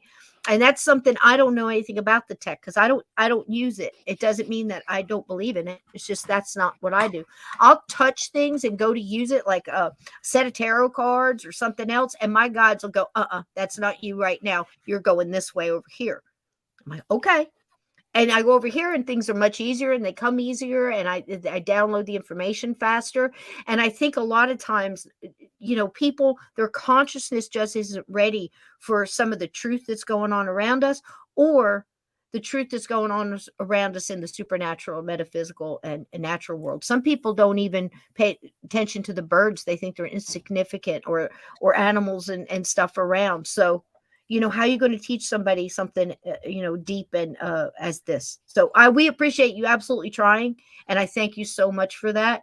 But we're glad you're here. And maybe one day some of those people will come to you and ask you what's going on and, have an experience and they'll know who to come to. So just put the seeds out there and let them grow in their time. And we appreciate you doing so. That goes for everybody. That's light of any kind. All right, here we go. Go smoke, Mulder. Beautiful being footage. I'm going to listen on my phone and I'm going to step away. And he's over here tapping on my legs. So all right, sweetheart. All right. We'll be here.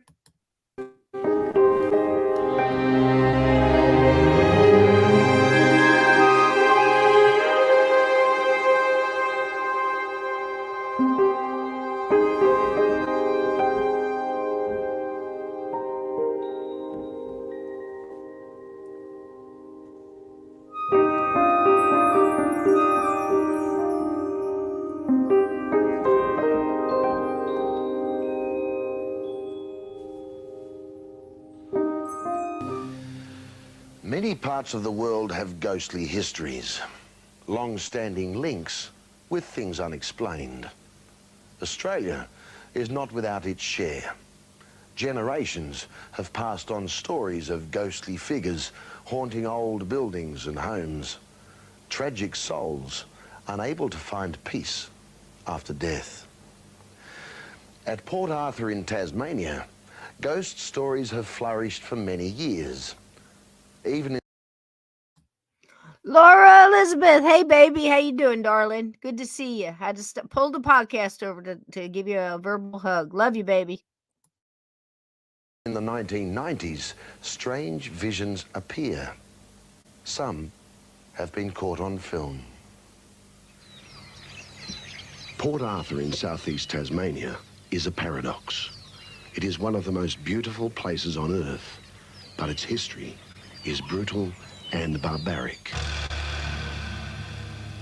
Established in 1830, it soon became Australia's most notorious prison, a desolate outpost for 12,000 convicts. There's a feeling here. It's a real feeling of sadness. It's here during the day, but it's here at night as well. There was a lot of tragedy went on here. Exactly the kind of place you'd expect to find the unexpected and the unexplained. Like this mysterious apparition, captured on film by a Victorian couple one weekend last year. Their photograph may just show one of the ghosts of Port Arthur, a ghost we'll be telling you more about later. Today, the ruins of the colony seem to reach up to the heavens. But back in the convict days, Port Arthur was more like hell. Where once the condemned wasted away, now the curious can wander. You can still see the solitary cells where men were confined until they went mad. Some say the tortured souls of prisoners are still trapped within these forbidding and windswept walls. For more than 100 years, there have been stories of the lost returning to haunt the living. As a guide at Port Arthur, Pat Perry heard them all. But in 1989, she had her own encounter with the unknown. I was sitting in the tea room adjacent to the main room in the museum, filling in my worksheet for the week, and another guide was sitting a few feet away from me on the same bench. And he said, that ashtray just moved. And I said, don't be silly. And just as I said it, it moved along slowly close it in my direction, and then it turned a right angle, and I immediately put my hand under the bench thinking it was going to topple off, but it didn't. It just balanced on the end of the bench.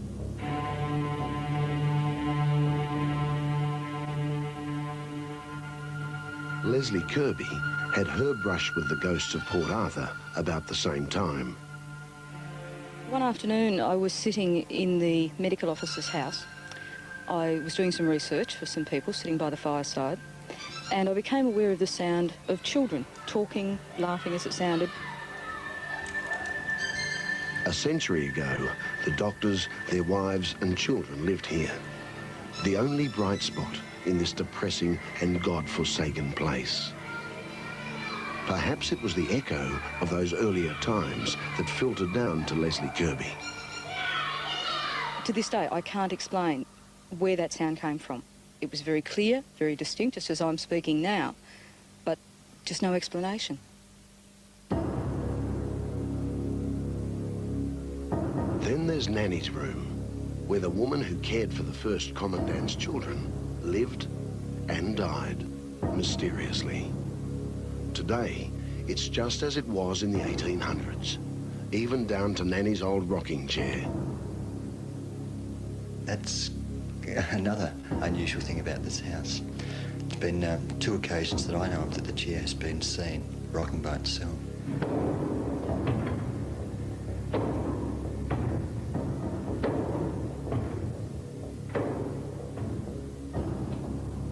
Andrew Simmons is another guide at the penal settlement. He's helped compile a book on the ghosts of Port Arthur, but not even he can explain the strange things that happen here in Nanny's room. For instance, the trouble many tourists have with their cameras.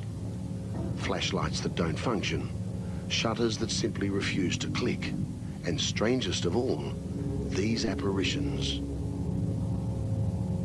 On display in Nanny's room are 2 examples. Photographs taken by visitors, and in each case, there's a mysterious flash of light through the frame.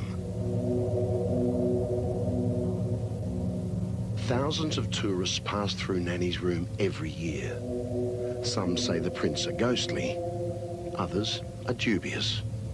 At first, Melbourne couple David and Simone Shaw were among the disbelievers, but soon they were to be converted. I said to David, "Oh, take a photo of me and the ghost," just jokingly. And I put my arm around the rocking chair and he took the photo, and then straight away I took his photo standing next to the rocking chair and the mantelpiece. The last thing we expected was something to come up, and we were totally shocked when, you know, the photos were developed. This was the photograph that shocked Simone and her husband. There, right through the centre of frame, is that flash. But the Shaws are convinced that there is more to their photograph than meets the eye. It's the face of a lady. You can tell it's a lady because it sort of looks like she's got, well, it sounds dumb, but lipstick on. The lips are really prominent. Now, at first glance, you may not be able to make out the woman's face. But when the image is enhanced, perhaps it will become clearer. A ghostly image, or the camera playing tricks? The Shaws couldn't decide, so Simone's father, Jack van der Korpert, decided to get an independent analysis. He had both the camera and negatives checked by photographic experts at Melbourne University. It's a very ordinary camera, and the photographs on either side of this negative are just perfectly normal. So if any light had come into the camera, then it would have been also shown on the other 2 negatives. The experts have said that they've got absolutely no explanation why that image appeared on the photograph, or actually on the negative.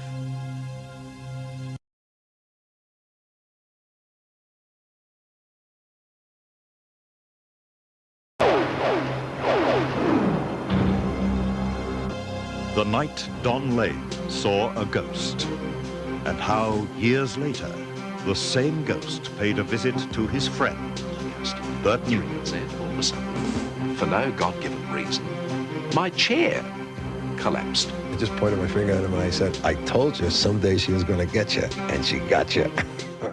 Things that happen in our youth are often forgotten, left behind in a haze of happenings that merge into one. But for young Morton Isaacson, or Don Lane, as he's now known, an experience of youth will never be forgotten. You see, Don saw a ghost in his hometown in New York, and years later, that ghost may have paid a visit to Don's friend, Bert Newton, in Melbourne. Oh, wow. Miss, you missed me. The story begins one night around half a century ago at the Isaacson house in the Queens district of New York. Morton Isaacson is 7 years old, and he and his cousin Arthur are home alone. It's not long after young Morton's much-loved grandma Fleming passed away, and all the adults are out at a wake for the old lady. Now, I was really sort of close with my grandmother. I can't remember a lot of things about her, but the images I do have of her are very lasting ones, you know, what she was like, you know, how she liked being with me, things like that. You know. An old two-story house, empty except for the two boys.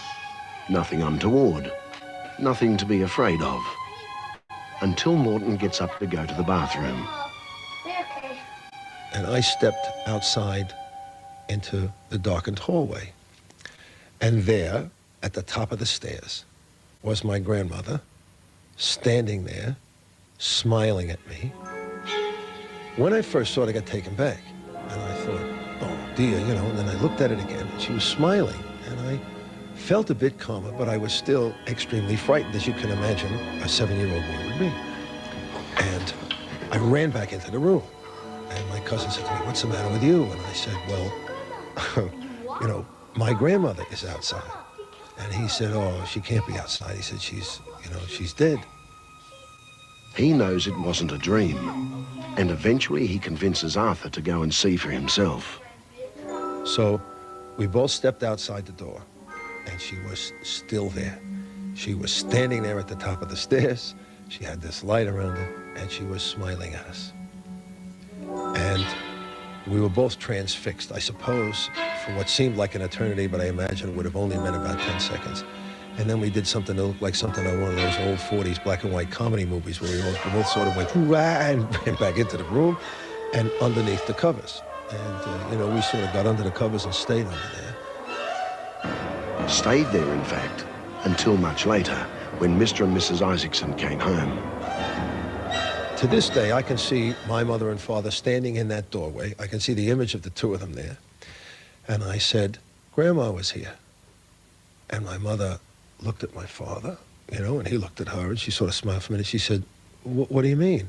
And I said, she was here. My cousin said, yeah, she was here. She was standing at the top of the stairs, and we both saw her. Well, from that scary night in New York, let's flash forward to the late 1970s. And Melbourne's Radio 3UZ, where Don Lane has a show with his old sparring partner, Bert Newton. Bert used to send me up blind about my grandmother, Mrs. Fleming. And because we had Kevin Arnett in those days, who dealt in all these things and all of that, Bert would always be into his thing where he'd go, woo, you know, do all of that business. And he used to send me up about that. And there's a very funny tag to that, which I think he should tell you about. I didn't disbelieve that Don thought he saw his grandmother, but I just thought it was a story that maybe over the years Don had wittingly or unwittingly embellished to a point where he really believed that she was up there cooking something for him at the top of the stairs. And I used to have a lot of fun with this, both on television and radio. And I always used to say to him, she's going to get you.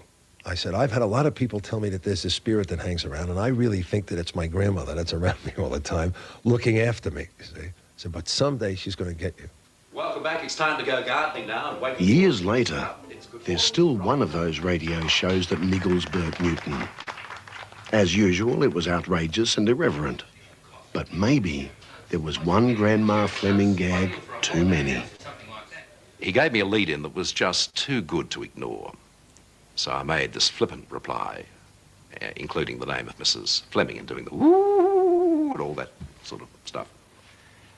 In this radio studio at 3UZ, all of a sudden, for no God-given reason, my chair collapsed.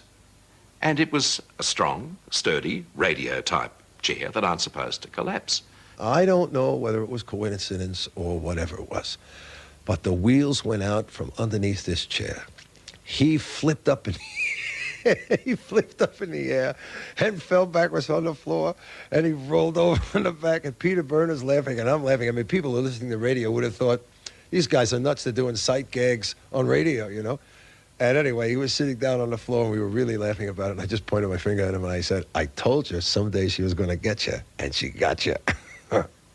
And at this very moment, I thought, you know, he's having a breakdown of some kind, too much television, and the attention has gotten too much for him, and suddenly realised that he honestly believed that Mrs. Fleming had caused this to happen. And up and cue. Back then, it was all a bit of a hoot. But 15 years later, Bert now wonders about that day. Was it a mishap? Or, just possibly, the sequel to a 7-year-old's vision all those years earlier? If Mrs. Fleming is where I believe she is, and if she understands that I'm a good Catholic boy, I don't think she'd want me to come to any harm. Just a gentle reminder not to be too, as Don would say, too smart-ass.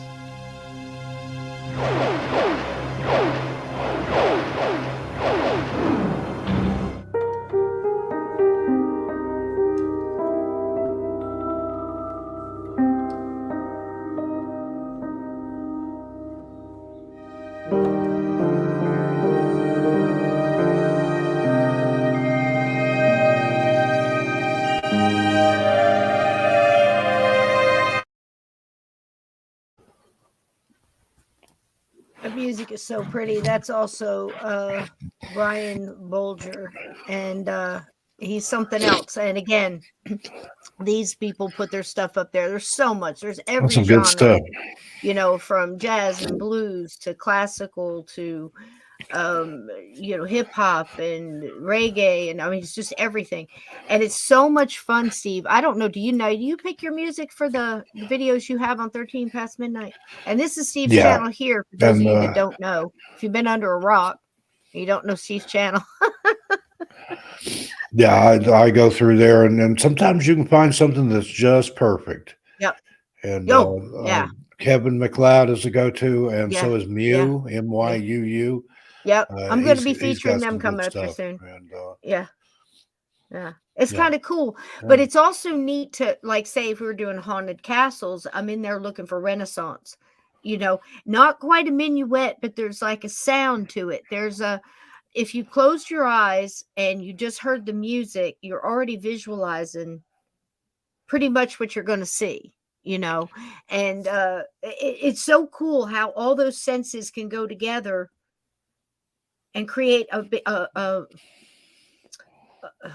broader experience, a multi-leveled experience. And that's what the arts kind of are, I believe. Mhm. You know, whether it's reading, I was thinking before when you were talking about reading, how that can also be a meditation. And I think it's almost deeper, because if you've got a good author that can take you away, like Calgon, you know, and just take you out of, escape where you are. I mean, who didn't do that as a kid? You know, I mean, reading is such a gift. I think that's why I was so angry at, my sons not getting the correct reading experience in the school that they were in, even though it was a brand new school with probably way too many kids in the class. I don't know. Is 40 kids a teacher a lot? Is that common now? I mean, 20 years back ago, when it I was wasn't. a kid, 30 kids was a big class.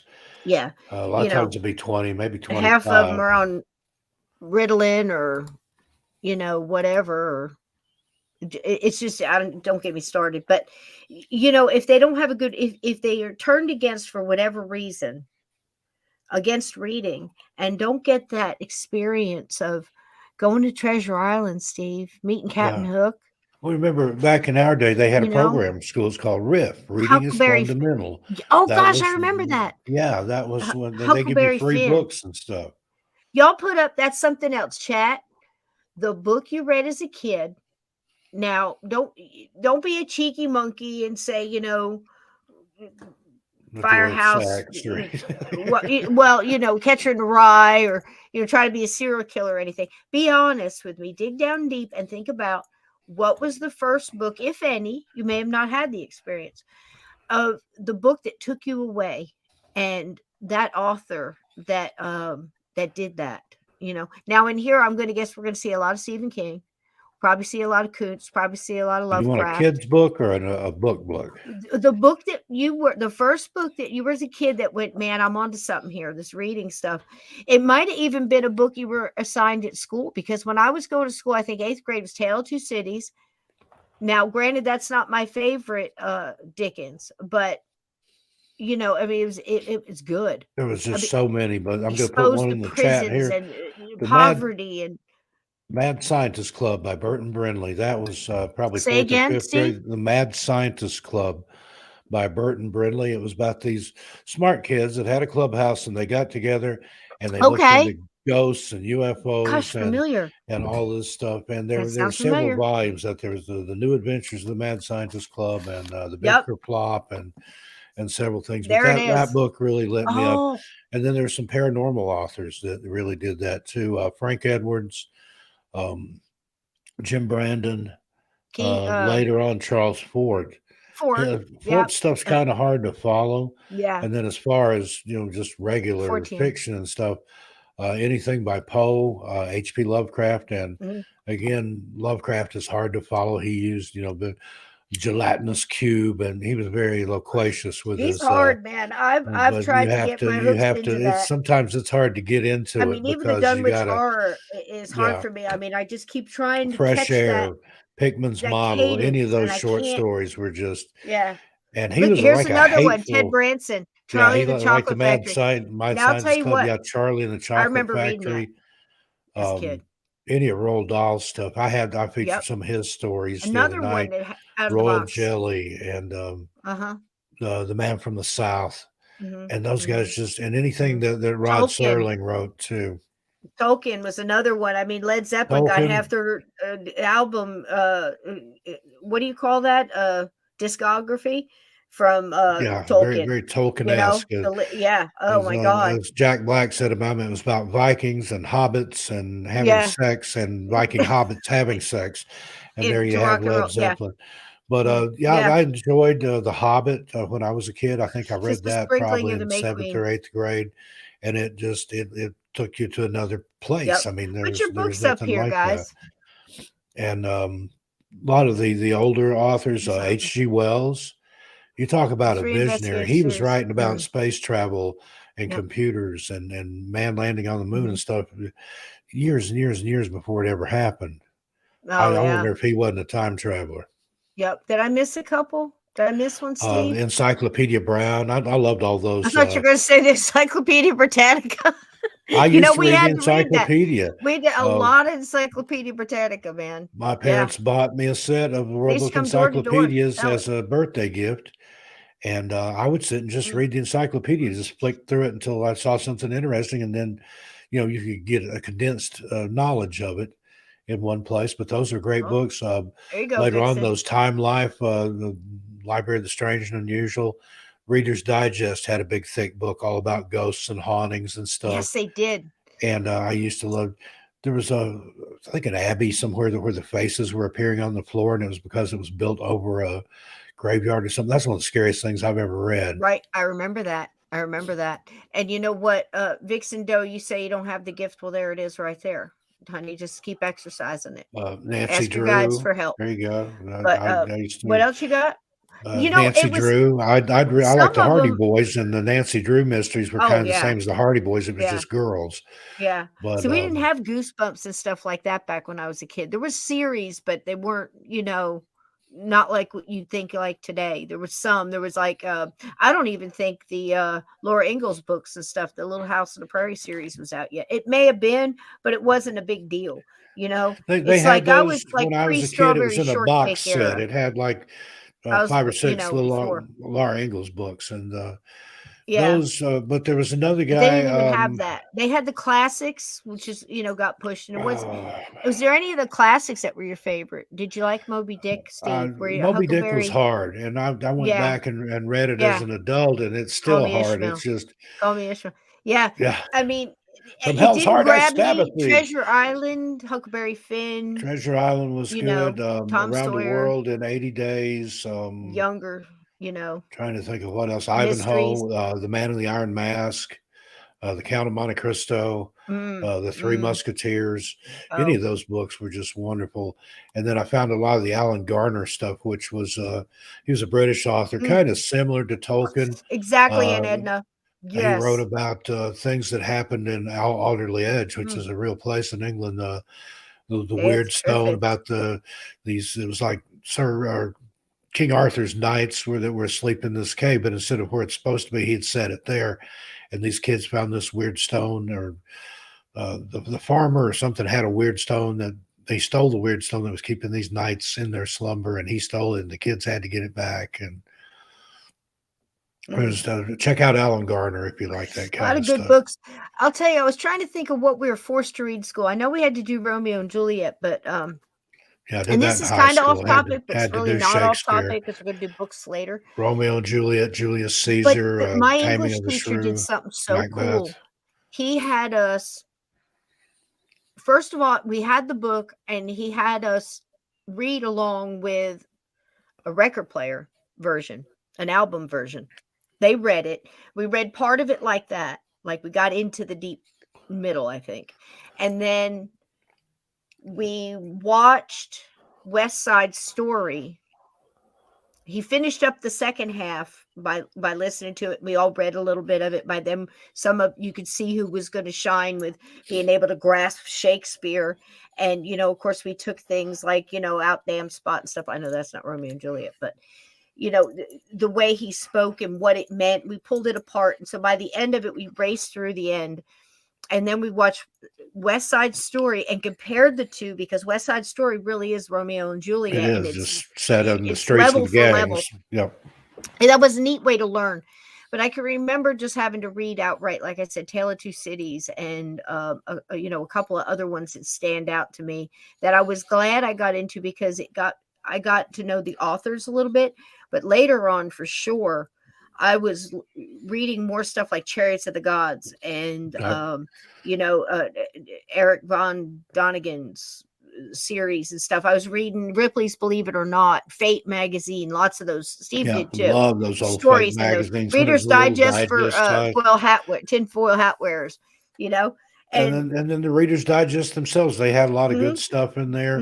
The humor section and some of the just factual stuff. And my parents subscribed to Reader's Digest, and you could occasionally find some gems in there, and even magazines and stuff, Life and Look and Time and National Geographic. Tell you what, my tea's getting cold. Wait a minute, what are we saying? Wait a minute. How do we go about establishing such a team? Oh, she's talking about getting a team together. Well, here's the deal. Vixen, though, everybody makes it harder than it is. So what you do is everybody puts in their emails and at least their general region and a very brief description, 1 word, 2 word, 3 word description of what you do.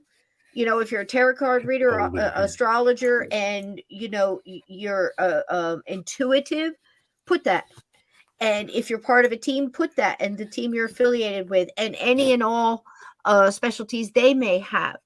And then you create a paranormal chain around the world of talented and gifted people with the right intent. They want to stay in the light. They're willing to walk into the darkness, but by God, they're bringing their light. And that's it. Because I've been doing that for 50 years. I've got wonderful people all around the world.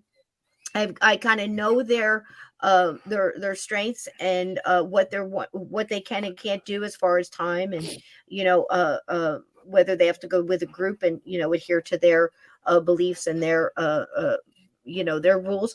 And then you just put it all together in one place where people can at least email each other, hey, I got a call, and in case we do it now.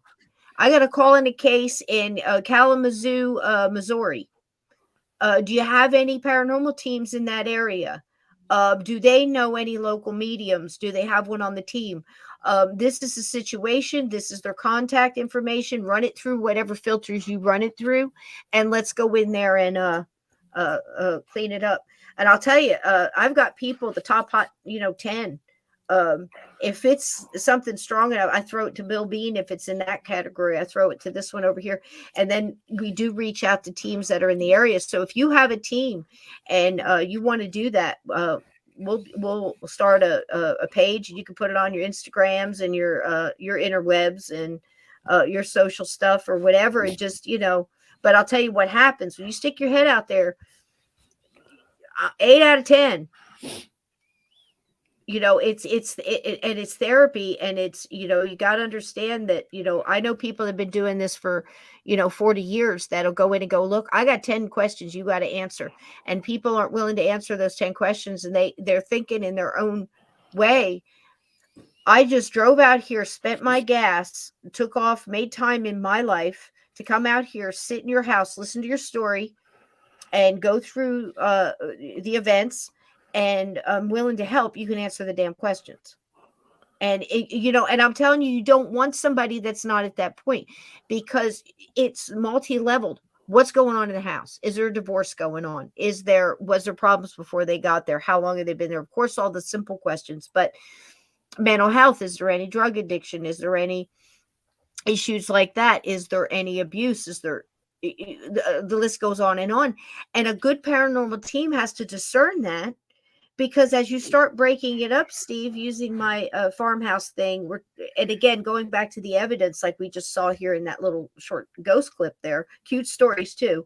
And the one I was talking about is coming up with the DNA and stuff. So we're getting there. But in this case, Steve, I lost my whole train of thought. Train went off the track. What do you have to say about that? Maybe I'll catch my thought. Yeah, that's a good idea to have a team, and you soon find out what people's specialties are, who's good at what, and what's in whose wheelhouse. Yeah. And then a lot of times, if you reach out to somebody, if it's not their specialty, they'll know somebody that it is. Yeah. So yeah, and that would be good to have a master level. list of links or emails or something where if you need an exorcist, hey, I got somebody in Kalamazoo, if you want Washington, somebody that's good at recording EVPs or whatnot. And some drinker. people just seem to be better, like Michael Laciana. He has some of the most incredible EVPs I've ever heard of, but it's him. And the right intent. Because he could take a Fisher-Price cassette recorder and go in there and get those EVPs like he does. Hard-earned wisdom. The spirits want to talk to him, something about him.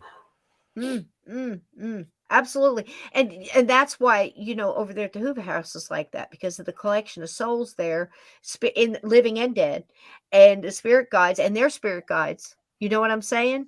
It's like everybody's got them. And again, I think it was Renice was in here talking, honey, and I didn't forget you.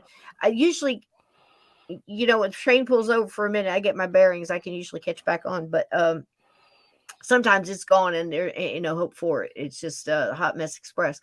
So, Renice, it's not to get personal for sure, because you're talking about, I believe, your mom, and you said you wish you could see her. I believe that was you. This is the thing, darling, you can. And there's a lot involved in this, but again, I'm going to cut through the chase. It has to do with intent and your love connection and what's going on the other side. Where are they at too? We always think it's all about, we have to think them too. What are they going through? What stage are they at? What consciousness level are they at? What frequency they are vibrating on? We're talking energy now, right? They're very busy. No one I've ever talked to that's ever NDE'd or mediumed or psychicked or saw the other side or read tea leaves or goat entrails or whatever has ever said that they're floating around on clouds. They're busy. They're doing stuff. They're elevating their whatever's next. They're getting together and talking about what they just went through. They're trying to help us within it seems to be limits, both by their energy and by ours and by 10,000 other things, karma, timing, consciousness. So we reach out to what you do, sweetie, is for 3 nights in a row. I want you to talk to your spirit guides, and I want you to give your spirit guides permission to help you. You must do this because they're standing by 1, 2, 5, 10, a dozen. Everybody's got different. Standing by going, I wish you just reach out for help. You have to give that intent. You have to put that out there and ask for protection and all this other stuff, just your good guides to come through. And in your dreams, ask them, and this is the way it is. This is the meat and potatoes of it. You can go through decades of this subject, and this is what it boils down to for me. Hard-earned opinion here is cut to the chase and just say, instead of saying, I want to see her or I want to see this person, say, what do I need to know? Can my loved one that has a message for me that I need to hear at this time in my life? Can you help them come forth in my dreams? I give my spirit guides permission to do this. It could be a pet. It could be an old friend. It could be someone close to you in your own bloodline. It could whatever. And ask that 3 to 4 nights in a row right before you go to sleep, and make sure you give yourself your guides permission to help you do that, because that helps. That goes through all the BS. That gets through the weeds, right, Steve?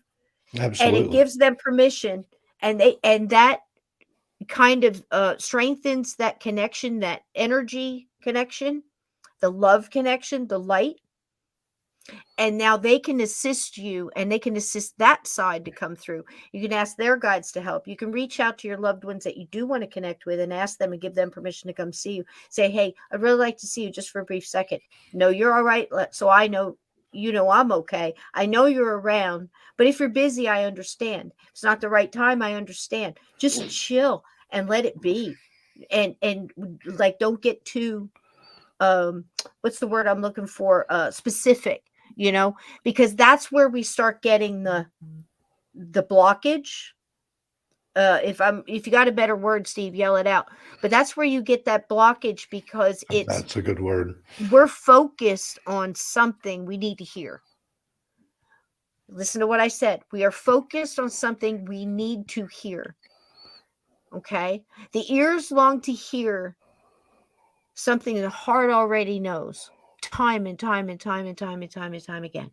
And we hear it and we want more. We're trying to fulfill. We're trying to heal. We're trying to do. This is it. Watch the ravine. Watch the ravine. Watch the ravine. Free on YouTube. Go watch it. Go watch it. Watch it twice. We go in and we go, I need to hear. I need to know this person. I need to. If you open up and go, what do I need to know now at this time of my life, at this level of consciousness, and what's going on? Not, should I get that job or anything? Let open easy. Make it easier for them to come through, because now the person you need to hear from, or the guide that you need to assist them, can click into that energy that you're going through right now in your life, your current energy, your current mindset, your current world.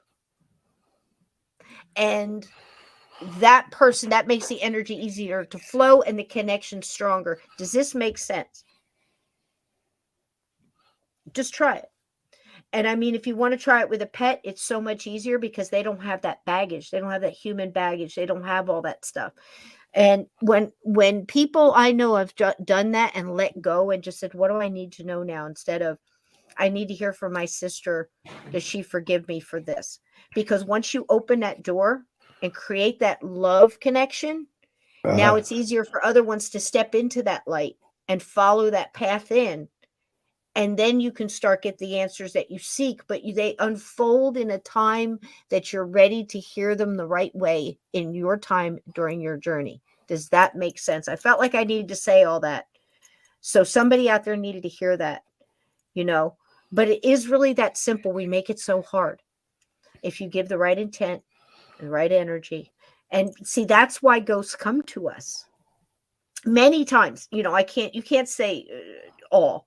And, stem to stern, because everybody's individual. But for the most part, that's why ghosts connected on. Steve had it happen with Cool Breeze. For some reason, He recognized his energy out of nowhere, out of left field. Yeah, just out of came in. Connected to the energy. All the mediums and psychics that I spoke to about his case with Cool Breeze. Now, this is the biker that came to him in his dreams. It's in Cisco's book if you want to hear the whole story. Yeah. Oh, yeah. And decomposed each time, and he was getting worse and worse and further away. This was the way he predicted his mind. He was losing it. It was running out of time. He felt like he was running out of time. But every medium that, or psychic or intuitive, that I connected with for that story told me the same thing. He connected into Steve's energy like boom. He noticed him. And I think it's because I used to ride a Harley years ago, and he wasn't a Harley rider, but he was a biker. There was more. And there was some connection in there somewhere. And he may not even know. Cool Breeze might not even know. It might be like Steve's spirit guide that's got to explain it down the line when we get to the, cross the Rainbow Bridge or whatever the hell we're tripping over these days, and, Valhalla, again, insert your word here, go back to source and connect back to that higher self and, all of that. But see, the thing is to make the path as easy as possible for everybody involved. That sister, that aunt, aunt somebody, Uncle Pete, that you just have some unresolved business with, or unresolved question with, or something like that, might not be in the right space to come to you. And then what happens is it's like, oh, I talked and I asked and then we get discouraged, and then we stop. We go, well, that didn't work, and we move on to something else, or we forget it all entirely, or we just get frustrated and we reach out, and then you go see a couple of fake, woozy woos or whatever, and you get a bad taste in your mouth. The next thing you know, you're up, you can't sleep at night, you're up late, you're taking the wrong kind of stuff and drinking the wrong things and mad at the world. So don't do that. Try the easiest path. And to me, the easiest path is, what do I need to hear at this time in my life, and who needs to come through in a loving energy and come forth and give me that message, and maybe start off with something good, and ask your guides to filter it through your guides. Only allow through something that's going to be positive to begin with. You don't want to start off with something negative, but remember that the ears long to hear what the heart already knows. Deep down, you have the answers. Deep down, if they've crossed over, of course they've forgiven you. Of course they're okay. They're going through their stuff, and you're going through your stuff, and they love you, and they're here, and they're around you constantly, especially when you think of them, when you connect into that energy and love being the strongest of that, in my humble opinion. And yes, you can make a paranormal chain of help, and it doesn't take very much, but what it does take is patience. That is number one and foremost, after intent, I believe. Doing it for the right reasons and having patience, because most of this is it's got a lot of sour things in it. It's people trying to get attention, people, mental health issues, people that have abilities that are trying to suppress them.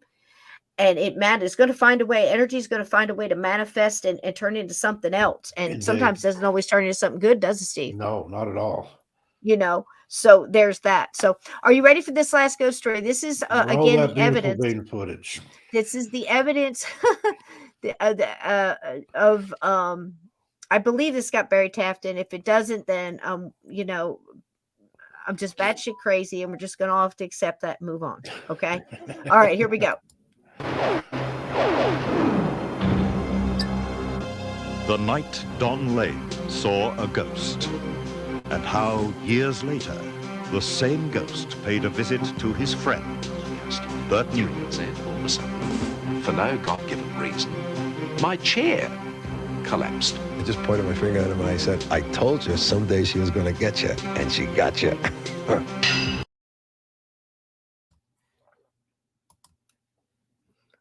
Don't you dare say it.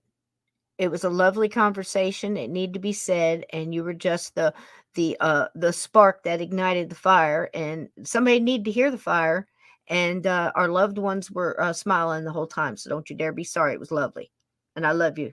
Okay, here we go. Also, the unexplained talents of two autistic savants. Things that happen in our youth are often forgotten, left behind in a haze of happenings that merge into one. But for young Morton Isaacson, or Don Lane, as he's now known, an experience of youth will never be forgotten. You see, Don saw a ghost in his hometown in New York, and years later, that ghost may have paid a visit to Don's friend, Bert Newton, in Melbourne. Oh, wow! You missed me! The story begins one night around half a century ago at the Isaacson house in the Queens district of New York. Morton Isaacson is 7 years old, and he and his cousin Arthur are home alone. It's not long after young Morton's much-loved grandma Fleming passed away, and all the adults are out at a wake for the old lady. Now, I was really sort of close with my grandmother. I can't remember a lot of things about her, but the images I do have of her are very lasting ones, you know, what she was like, how she... Did we see this one already? Or is this like, did we see, tell me chat, did we see the one where the guy in his chair?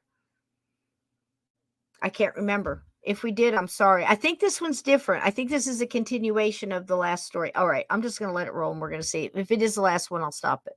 If it's the same one as the last one. I don't think it is, but you never know. She liked being with me, things like that.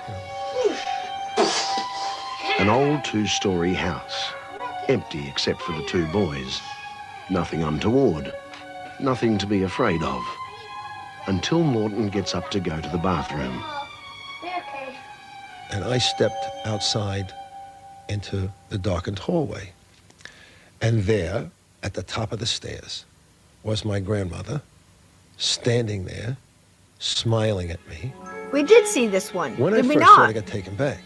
And I thought, oh dear, you know, and then I looked at it Wait a again. minute, let me She see was something. smiling. Hold on. And We did, because Aunt Edna and I were talking about, I think what I did was go back. I went back and recorded too much, so bear with me. This is the guy talking about the chair, right? Okay, hold on. I think they tagged this part on. Let's just be sure. that Bert would always be into his thing where he'd go, ooh, you know, do all of that business. And Was he used talking to about the send me woo up part about too? that. Yep, And there's a very Ted funny says yes. tag to Me that, says which I think yes. he should tell you about. I didn't disbelieve that Don thought he saw. Well, we'll hear the chair But again. I just thought it was a story that maybe over the years Don had wittingly or unwittingly embellished to a point where he really believed that she was up there cooking something for him at the top of the stairs. And I used to have a lot of fun. Did y'all see this dude yet? Talking about his chair. Guys, that honey's kicking in. You're all gonna have to guide me through this. I think we did. But I've watched these things so many times, I have no timestamp memory for this guy's face. I don't know if I saw it 5 minutes ago or 15 times since, you know. Yep. All this part two with the chair too. Okay. I'll move it forward then. Bear with me. Both on Let television me see and if I can find Barry Taft in here. It's like a Where's Waldo? And you saw the this lead-in part, that was right? just too good to ignore. Got so his chair I made pulled this out. flippant reply, including the name of Mrs. Fleming and doing the woo and all that sort of stuff. In this radio studio at 3 Years Ed, all of a sudden, for no God-given reason, my chair collapsed. And it was a strong, sturdy, radio-type chair that aren't supposed to collapse. I don't know whether it was coincidence or whatever it was, but the wheels went out from underneath this chair. He flipped up in the air and fell backwards on the floor, and he rolled over on the back, and Peter Berner's laughing, and I'm laughing. I mean, people who are listening to radio would have thought, these guys are nuts, they're doing sight gags on radio, you know? And anyway, he was sitting down on the floor, and we were really laughing about it, and I just pointed my finger at him, and I said, I told you someday she was going to get you, and she got you. I hope she did. And at this very moment, I thought, you know, he's having But a I like breakdown of this some guy. kind. Too much television, and the attention has gotten too much for him. And suddenly realised that he honestly believed that Mrs. Fleming had caused this to happen. And up and cute. Back then, it was all a bit of a hoot. But 15 years later, Bert now wonders about that day. Was it a mishap? Or, just possibly, the sequel to a 7-year-old's vision all those years earlier? I ain't gonna lie. If Mrs. Fleming is where I believe she is, and if she understands that I'm a good Catholic boy, I don't think she'd want me to come to any harm. Just a gentle reminder not to be too, as Don would say, too smart-ass. But see, if he doesn't believe it, then who's telling him not to be a smartass? See, this is why I like this dude, because he obviously doesn't believe it, and he certainly isn't going to admit. But his face says he does. And the words he's saying, even though he thinks he's saying he doesn't believe it, and he's like more superior, he doesn't believe in that crazy nonsense, yet he does. You see what I'm saying? That's why I dig him. And yeah, he's a cheeky. Yep, I know. So anyhow, I think the rest of this is Barry Taft. If it isn't, I'm just gonna call it, and pull the whole thing. I'll pull the train over, and we'll bring up our wonderful childhood memories. I think I found some books that Steve might have had when he was a young boy, and I want to ask him if he recognizes some. So if we don't have Barry Taft, we'll go straight into Your Childhood Ruined, and I'll video us out of here. Grandma isn't well. Yeah, I think if anybody I bumped into the hallway unexpected, it's going to be creepy. Here we go. Many parts of Mr. the world Moss. have ghostly histories, long-standing links with things unexplained. Australia is not without its share. Generations have passed on stories of ghostly figures haunting old buildings and homes. Tragic souls unable to find peace after death. Oh, shit. At Port Arthur in Tasmania. Now, did we do Port Arthur yet? In Tasmania. Does anybody remember Tasmania? Do I have a winner? How about a Port Arthur? Anybody remember that? Did we see this one yet? I think this is the haunted prison, but I'm not 100% sure anymore. So has anybody heard Warwick Moss in this wonderful Australian voice? And I'll tell you what, I'd love to get this guy a beer. He'd be a good convo at a nice dark pub someplace, some good chilled beer, maybe some chicken wings, bacon cheeseburger, and yep. We saw Tasmania already, Glenn? Okay. All right. Then all right. I don't think Barry Taft is in here. Let me make sure. See, that's the old prison, right? Boy, you know what I did? I recorded the same story. Yep, I remember her. Okay. Dadgummit. But it was in the other order, right? I love his voice as well. That's what messed me up. So what I did was, yep, there's the picture. Yep. What I did, it does look like an alien, you guys. She's saying it's a woman with lipstick, but I never thought it looked like that. See, evidence, man. Evidence isn't really evidence because it's like different to everybody. So, that's an alien, dude. Look at those eyes. How could she say that's a woman wearing lipstick? But you know what? It would be almost like a pretty alien, like almost like a hybrid between like a gray and a Palladian or something, You know what I'm saying? Hot Mess Express. Woo, woo. So what I did, I've deciphered it. This is the answer to the mystery. What I've done is I've recorded, I don't know where Barry is, but we'll get him back here. Maybe next Monday Madness. It does look like a gray, but a prettier gray, because grays really don't have much of a mouth, and I see a very profound mouth there, and I see almost effeminate lips. Am I allowed to say that these days? We still have that. Do you see that, Steve? It looks almost like a hybrid of a cross between a gray or similar. And is Barry Taft missing? Do I need to make a video about him? He's missing. He's gone missing, and we might find him by next Monday. The universe didn't want to see Barry tonight. I don't know what to say about that, but it's much wiser than I'll ever be. I blame the honey. It could have very well been. But what I actually did was record, instead of recording all four, I recorded the same two twice, but in reverse order, enough to confuse me upside down and ass over teacups. So there you go. You witnessed it here live. So, but good night, are you kidding me? Fear not. I was looking through. Now, Steve inspired me again with looking at. I've always loved advertisement And, we've talked about the Sears catalog, Steve. We've talked about childhood memories in front of a warm fire, flipping through pages and dreaming, of the They BB called it the guns wish and book because you looked at there and I wish I had one of them. God knows what, Betsy Wetsy.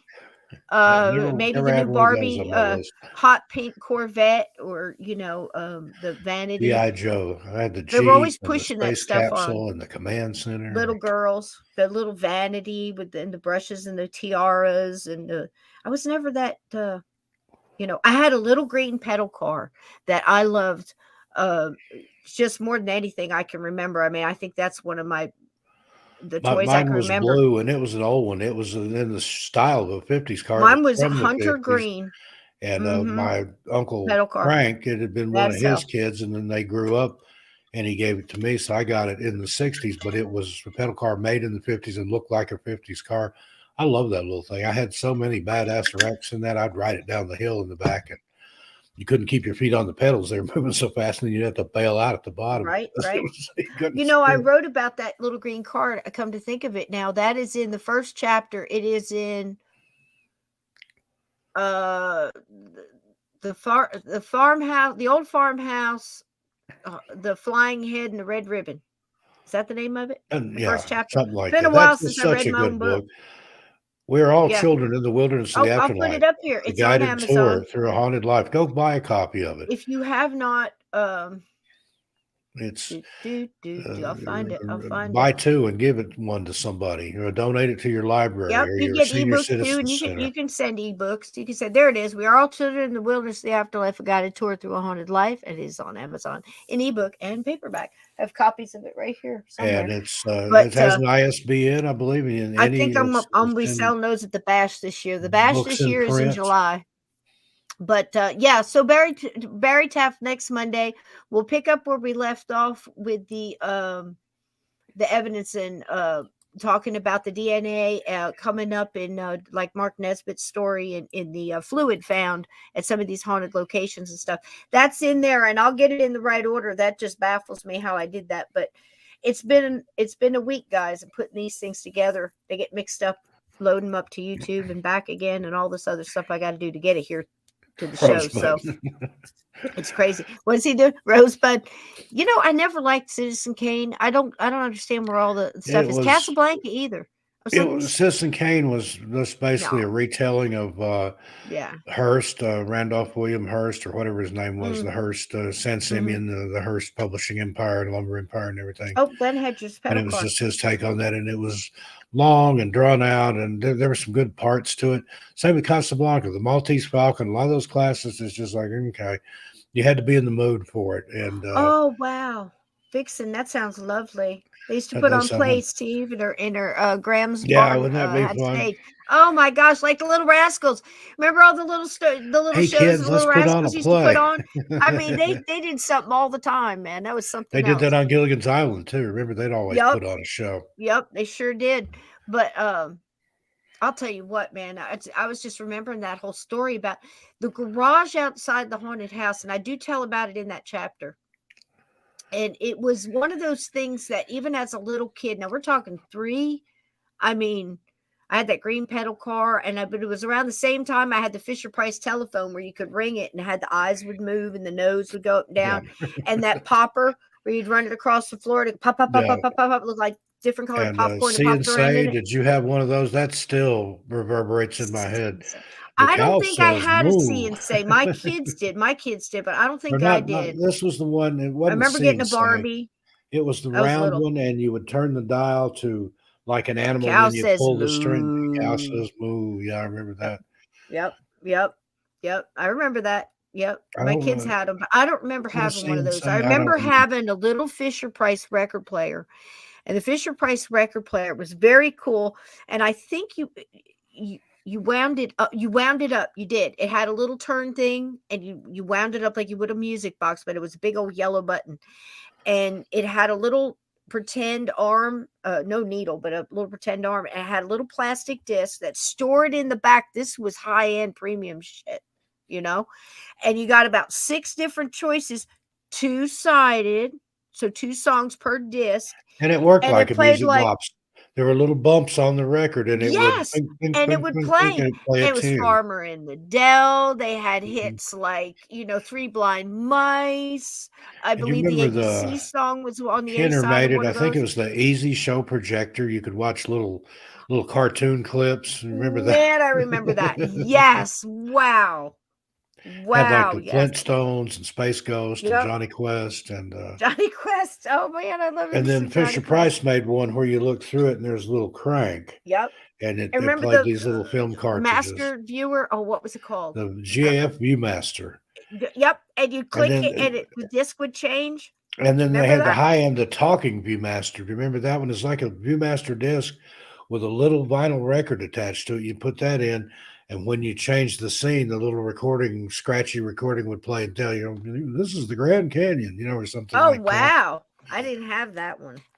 That's pretty special. I had the monkey that smoked though.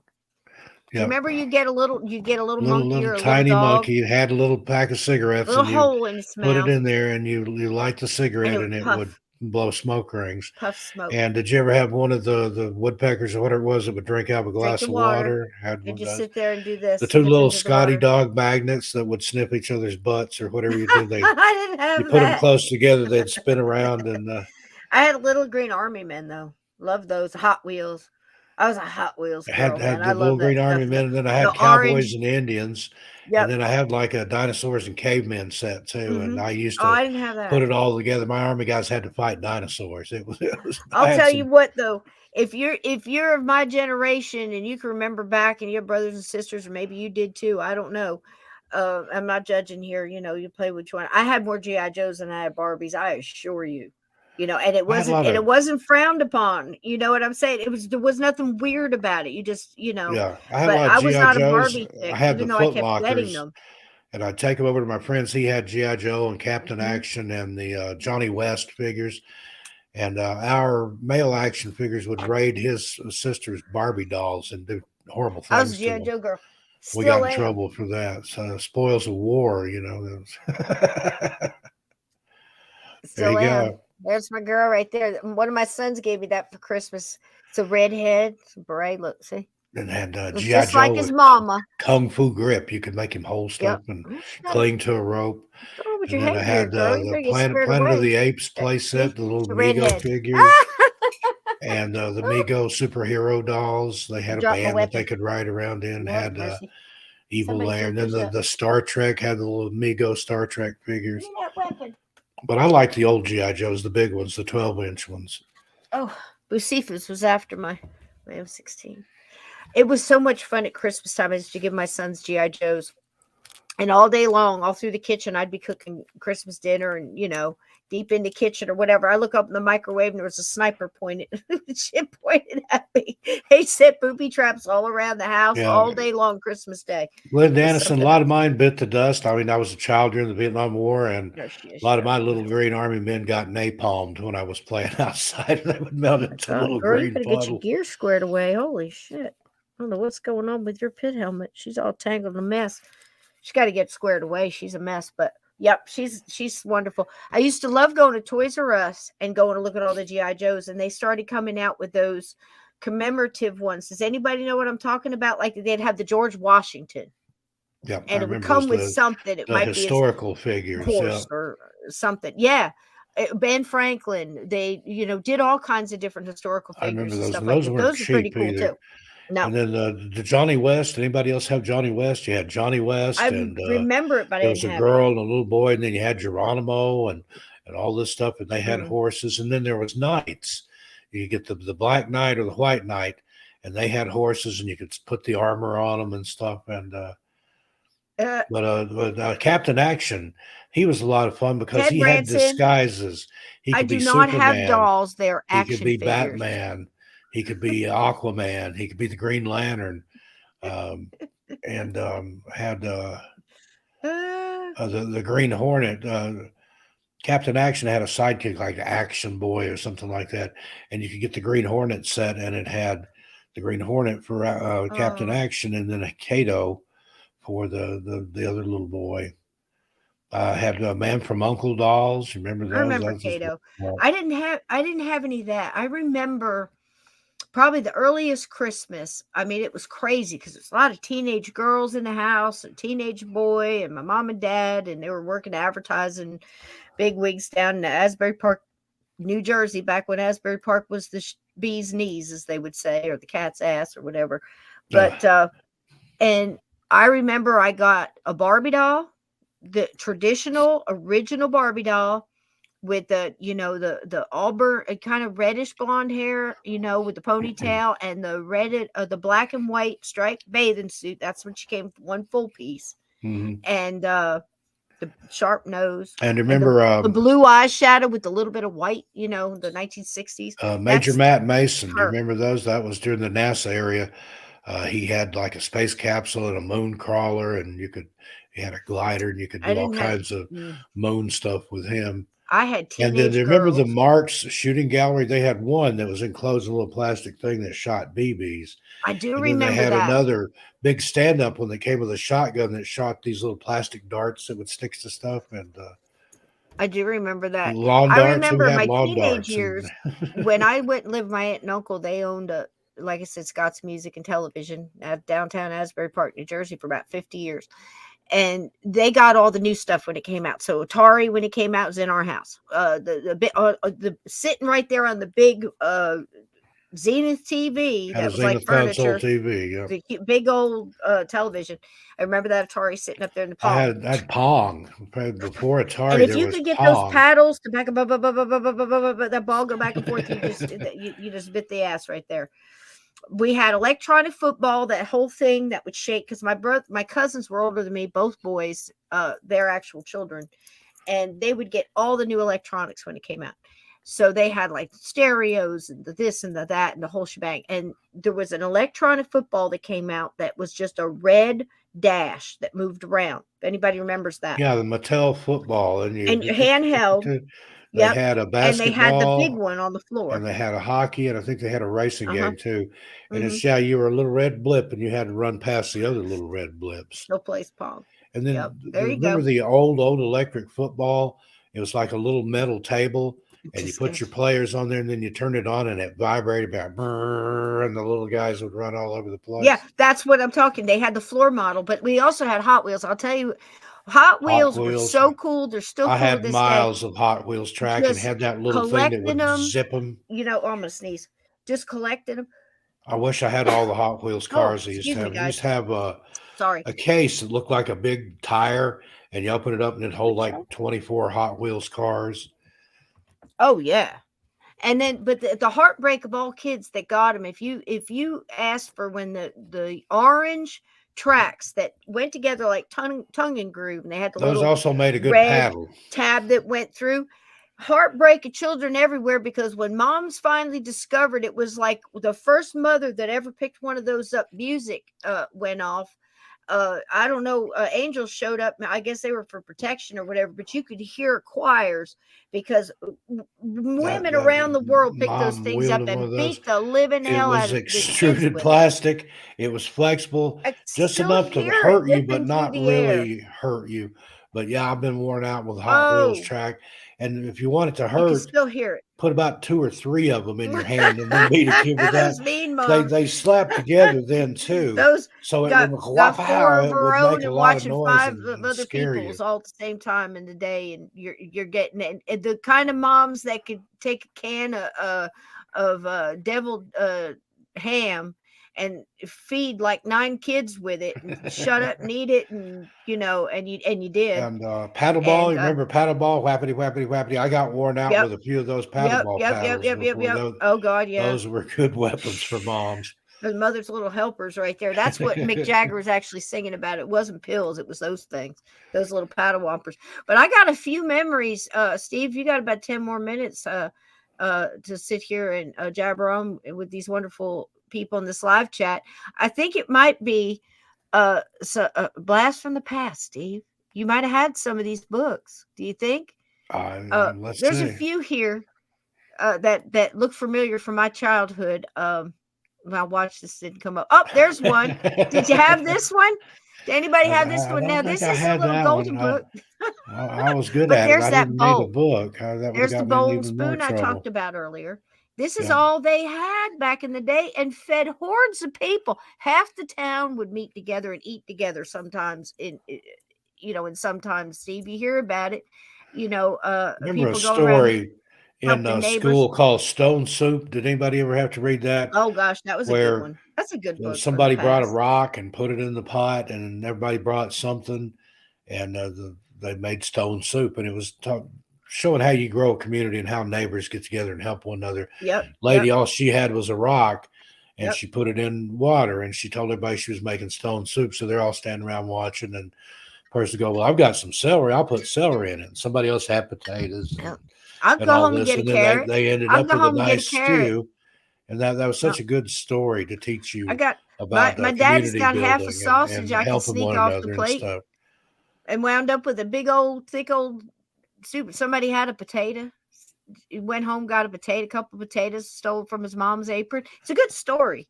It's very similar. It goes hand in hand with Not I, Said the Little Red Hen. I'm telling you what, I've been that girl for a long time. Not I, Said the Little Red Hen.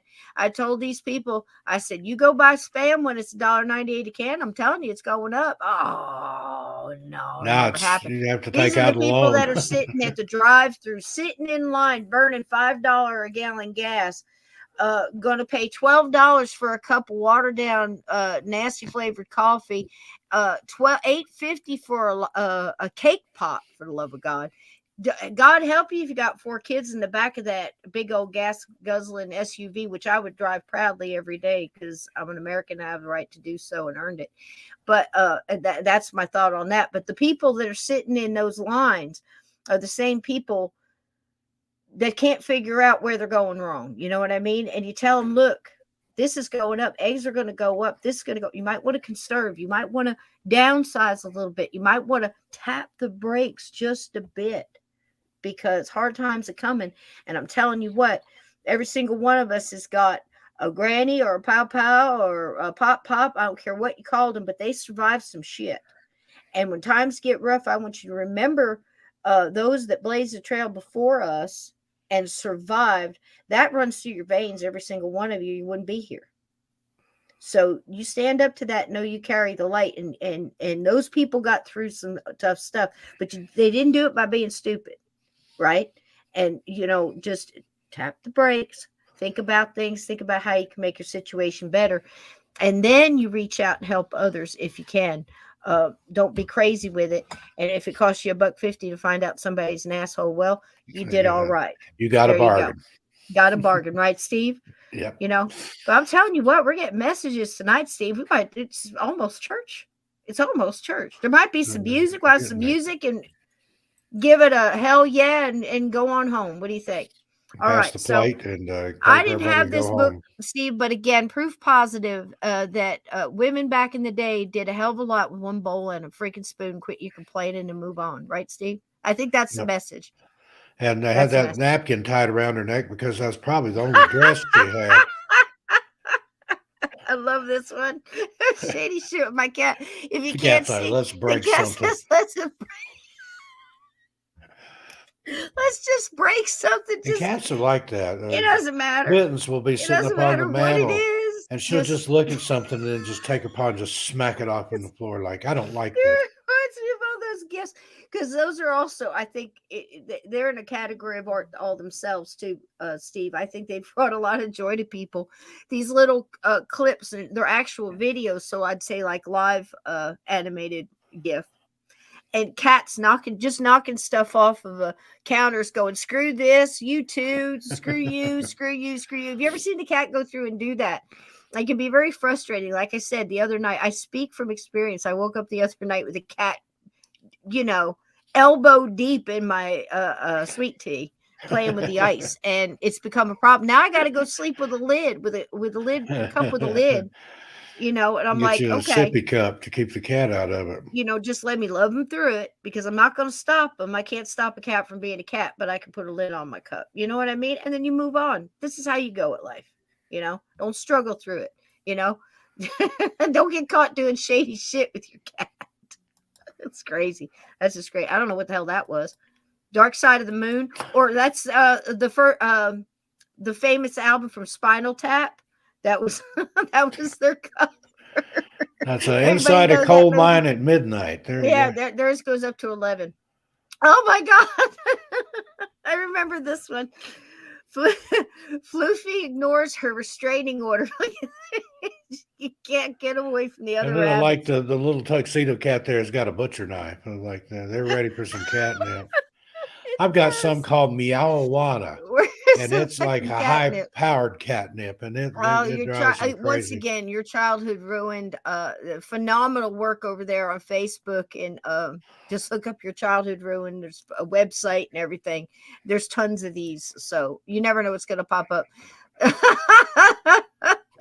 It's still Grandma's catnip. Grandma doesn't look too happy, does she, Steve? Not at all. She looks a little bit. She looks like that librarian who told me there were no real ghost stories. That's exactly what she looked like. She wasn't wearing a pink hat with a bow, but she had the same look on her face, and a not very nice cardigan sweater with a nice chain. I still remember to this day. Hey, Nightmare, welcome in. Just in time. We're going back to childhood. It's so funny. She said something about the books. I can't see, my mascara's running. Things I will put up your ass if you don't shut the fuck up. There you go. Dr. Seuss. I remember this book. This was right after One Fish, Two Fish, Red Fish, Blue Fish, Steve. Came right after that. It's part of a series. I had One Fish, Two Fish, Dead Fish, Mafia hit.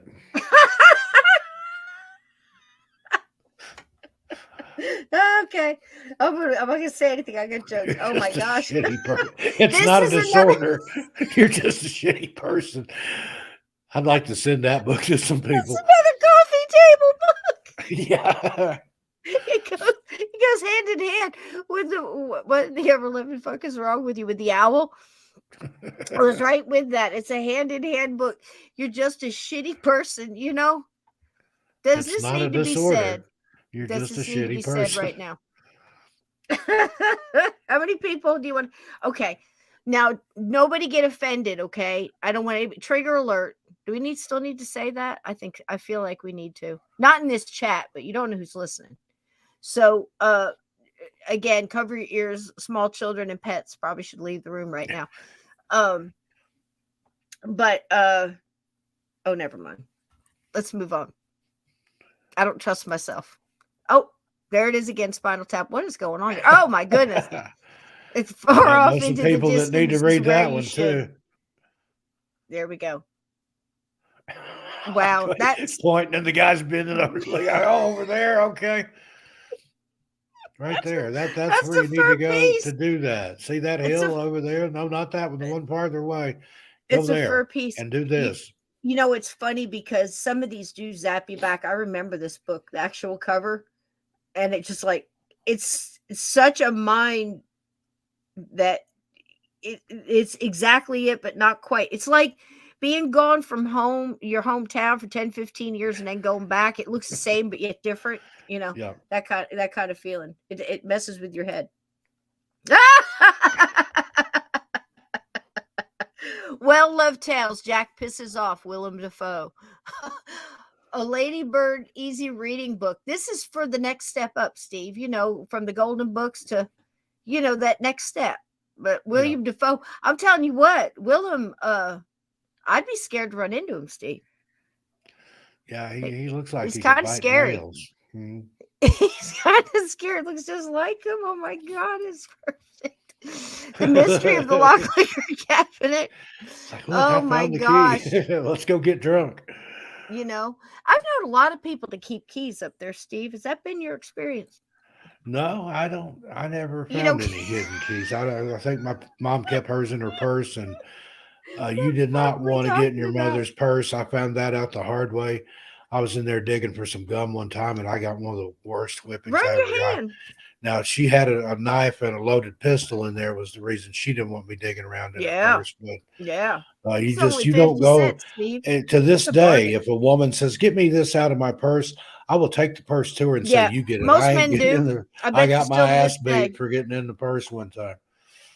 Nowadays, little shit just rifle through any old thing, even if they know you're there. I mean, it just times they are changing.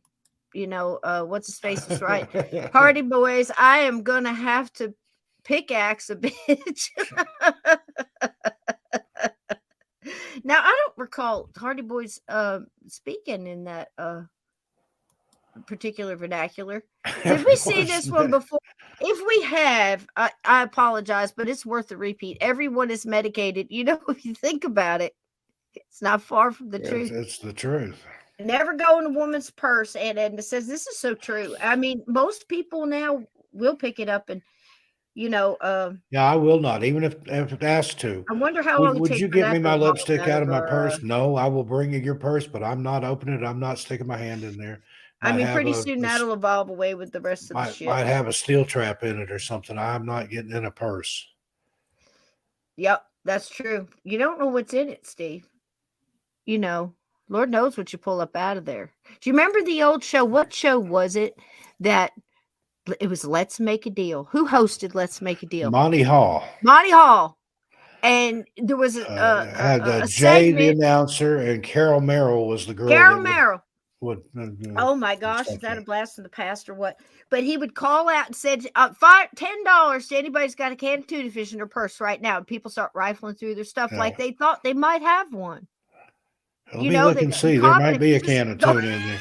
And sometimes, sometimes it'd be easy, like a bobby pin, nylon hose, or something like that. But then he'd throw a real zinger out there sometimes. Anybody have a candy bar in their purse, or who has a can of soda, or who's got a liquor bottle, something I remember the can of tuna, and I remember the thing I liked the most about that. It was always nice to try to see what was behind the curtain, or what's in the box. Sometimes it'd be a goat watching TV or something, and sometimes people would win a matching set, a washer dryer set that was big, or Maytag, something Maytag or whatever, Westinghouse, and or Trip, the far off place. I don't know. Who knows? Hoboken. So Mexico. Yeah, to Hoboken. You want a trip? Used to give away all expense paid trip to Hoboken. To Hoboken. I promise you'll come back. That's one of those dud prizes, I think. But we'll get you there. All expense paid. You could have had a new car or a brand new washer dryer, but you got the trip to Hoboken. Wow. But they would always, Jay would always, Acapulco, it's Acapulco. like a big deal. Tell them what they've won, Bill. Mexico City. Tell them what they've won. But this book is absolutely true, and it's only 69 cents. I think that's a bargain. Just let people know that you might want to avoid people at all costs. I mean, let's just tell the truth. Yeah, that little kid there in the right-hand corner with his hand up, he's feeling no pain right there. Tommy discovers Xanax. It's like, wee. Oh my God, it's truth in advertising, Steve. I don't know. I don't know what to say.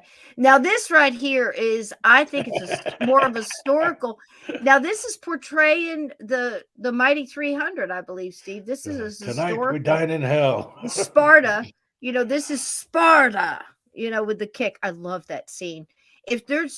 I have a lot of favorite scenes. One night we'll just do that, favorite scenes from movies. I think that'd be a fun show, Steve. Going way back and why. But that scene right there. That was a perfect portrayal of a man who's just had it up to here and wasn't taking any more of anybody's nonsense. You know what I mean? Network, the guy where he's open the windows. I'm mad as hell and I'm not going to take it anymore. The people have a breaking point. On steroids. What was the one with Michael Douglas? Hey, Donnie, welcome in. What was Nightmare if I didn't say hi to you. I think I did. Sarah, I hope I said hi to you. Where he was fed up. He left his car on the freeway. He's just trying to get to his daughter's birthday party. Somebody Falling Down? Was it Falling Down? Yeah, that was such an incredible movie of somebody who's just had all the shit they can tolerate. Oh my God, I've been there so far, and it's like just one more step. Don't do it. Don't do it. Just because you can doesn't mean you should. It's like, this is me all day long. This is my spirit guide's hat. Cisco. You're supposed to be working on it. And I don't care who you are. I'll argue with you.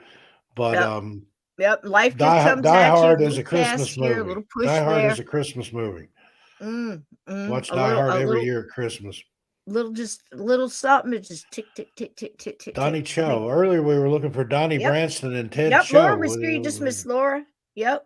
But it's nice having everybody coming in and saying hi and everything else. But I think, like I said, I think this is a historical novel. I think this is just getting kids ready for history, So the next thing you know, we're going to learn about the Spartans and everything else. And then, of course, they made that famous movie from it.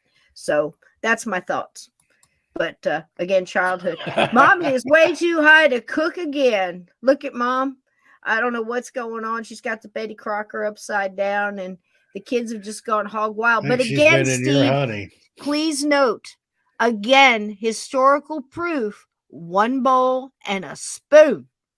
And they're taking care of business. Look at these kids. Because Mommy's got too the little high. cookie decorator and a measuring cup and a scoop and a couple of got eggs. The apron going on. He's got the some hat. butter.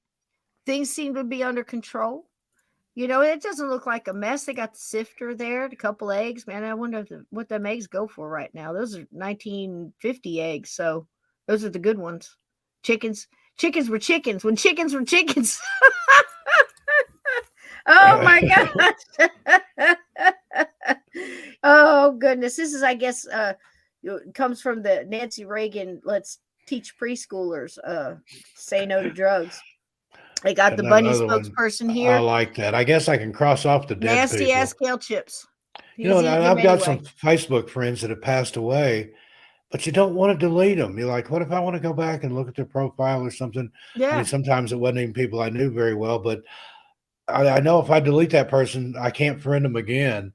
So I've got golly. There needs to be like a Facebook graveyard where they put profiles of people that passed away, and you can go there and visit them that way. It's kind of the equivalent, Steve, of a friend I had that I think to this day, the first thing they do when they get home is open up the newspaper. Still gets the newspaper, I'm sure. Opens up the obituaries, and in the next morning crosses them out in the phone book.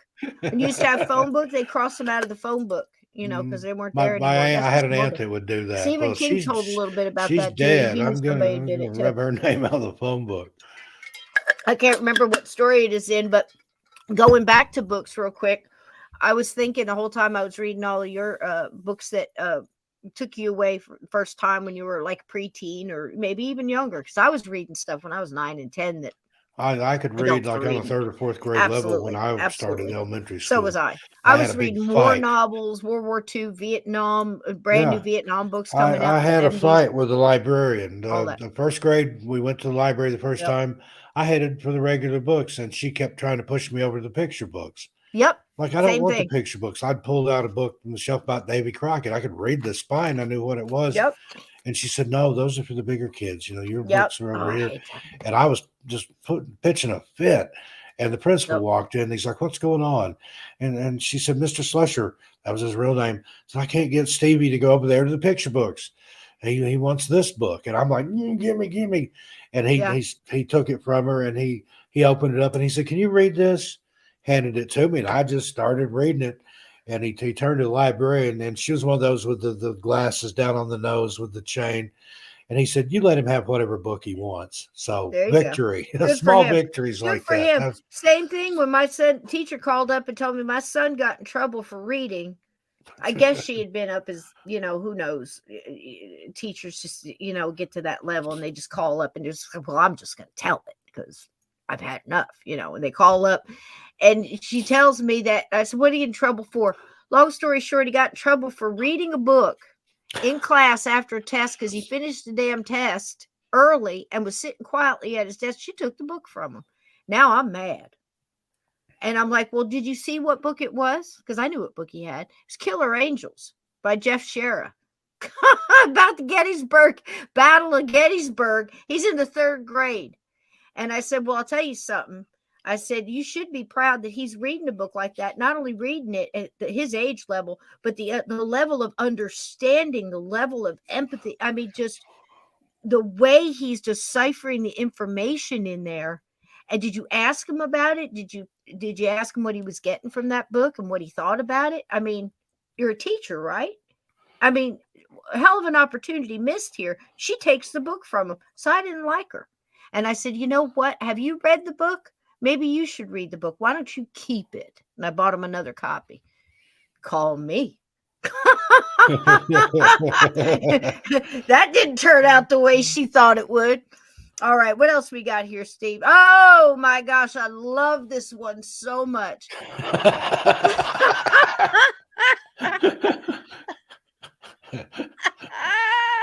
I've had that happen. You see somebody, I'm like, oh God, please don't let them see me. Please don't let them see me. Please don't let them see me.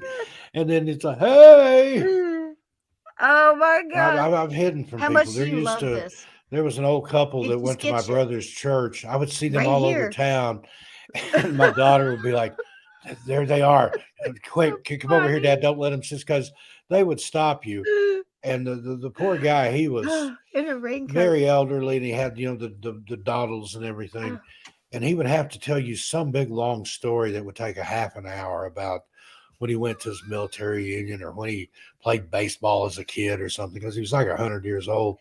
But it's like, turn away. Don't let them see you. Don't let them see your face. Are they gone? Are they gone yet?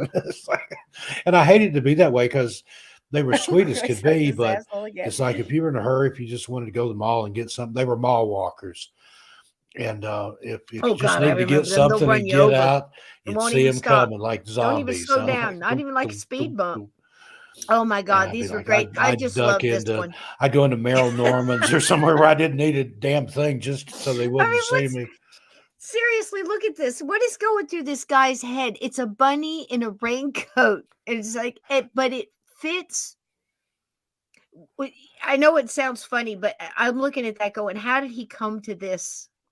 And you look at the bunny and it does. It's oh my God! Oh shit! Well, those people you didn't know. Oh, he saw me and he's waving at me. Absolutely brilliant. I mean, some of these for some reason didn't come through the solid black ones. I actually had his logo up here because I wanted to make sure he got credit. But it is this one gets me the Willem Dafoe. Excuse me. Oh gosh! I mean. That's one of those. It's a trip. So one of these was his actual thing. This is Your Childhood Ruined. You can see him on Facebook. You can go to the website. Absolutely wonderful. It's a different kind of art, but Steve, I really like. Let's break something. Anything will do. That's a cat's attitude for you. But again, remember what I said. These people that can't make it with all this stuff. I would say we've gone your red elders tonight, made it with a bowl and a spoon. What, sweetheart? I'd say we've gone red tonight. Yeah, we probably did. Well, no, the monetization. You can go Washington check tonight be any different, my friend. Tell us where we can find you. I'll see if I can find your scroll. Throw it up Missing here. Persons and Mysteries. Channels, guys. 13 past midnight. You can find my books on Amazon and wherever fine books are sold. I've got copies of them here. Absolutely. And then the book Cisco and I did together. I don't have a copy of it. There it is. Across the floor. But, there it is. Look at those. Aren't they beautiful, honey? Strange Things in the Woods. Look at that. Did you ever think we'd come to the time? World. And first three in the series, National Park Mysteries and Disappearances. Great Smoky Mountains, California. And they got a good cover artist. I like that orange one. I like the green one too. Yeah, that's California. Part of California, Yosemite, Joshua Tree, and Mount Shasta.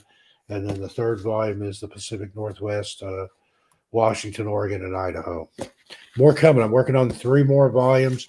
I'm doing a part 2 of My Strange World. And it'll actually be the third one of these. I wrote Strange Things in the Woods and More Strange Things in the Woods. And then my publisher combined it into a bigger volume. And there's going to be like look at the size of that. I'll do yet another son of more of Strange Things in the Woods or something like that with bacon. With bacon, like the Wendy's. What is it? Son of Baconator. Oh my gosh, so good. I mean, I think that's the only. I hate to go fast food anything. I haven't been in a long time, but I think if I went anywhere, it might be Wendy's. But that's neither here nor there. Oh, I wanted to say this. Speaking about places, I gotta say thank yous real quick here, Steve. Bear with me. Thank you again for the donations on my PayPal. I appreciate that. You guys taking the extra time to go over there and do that. Instead of doing. And again, I'm not asking for them, but times are hard. I get it. So again, just you being here is gift enough. You listening, if you laughed, if you got a piece of an idea of how to propel forward in your own creativity, or if you found an artist you liked, or next time you see a GIF on your social media, the kids are all on the Twitters and all that stuff, and all over the interwebs, Steve.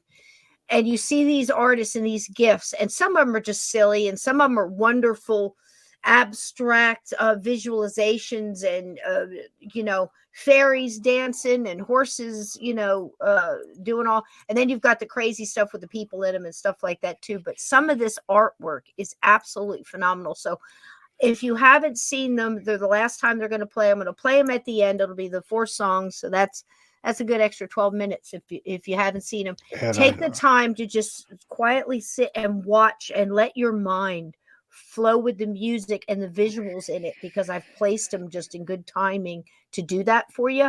And it might take you out in a really nice little floating energy, you know what I mean, and gives homage to this art. And Steve is an artist in what he does. Look at the novels, look at the shows he's put out, the episodes, look at the people that's gathered in that group, in that tribe. And he's got multiple tribes. We all really do, if you think about it.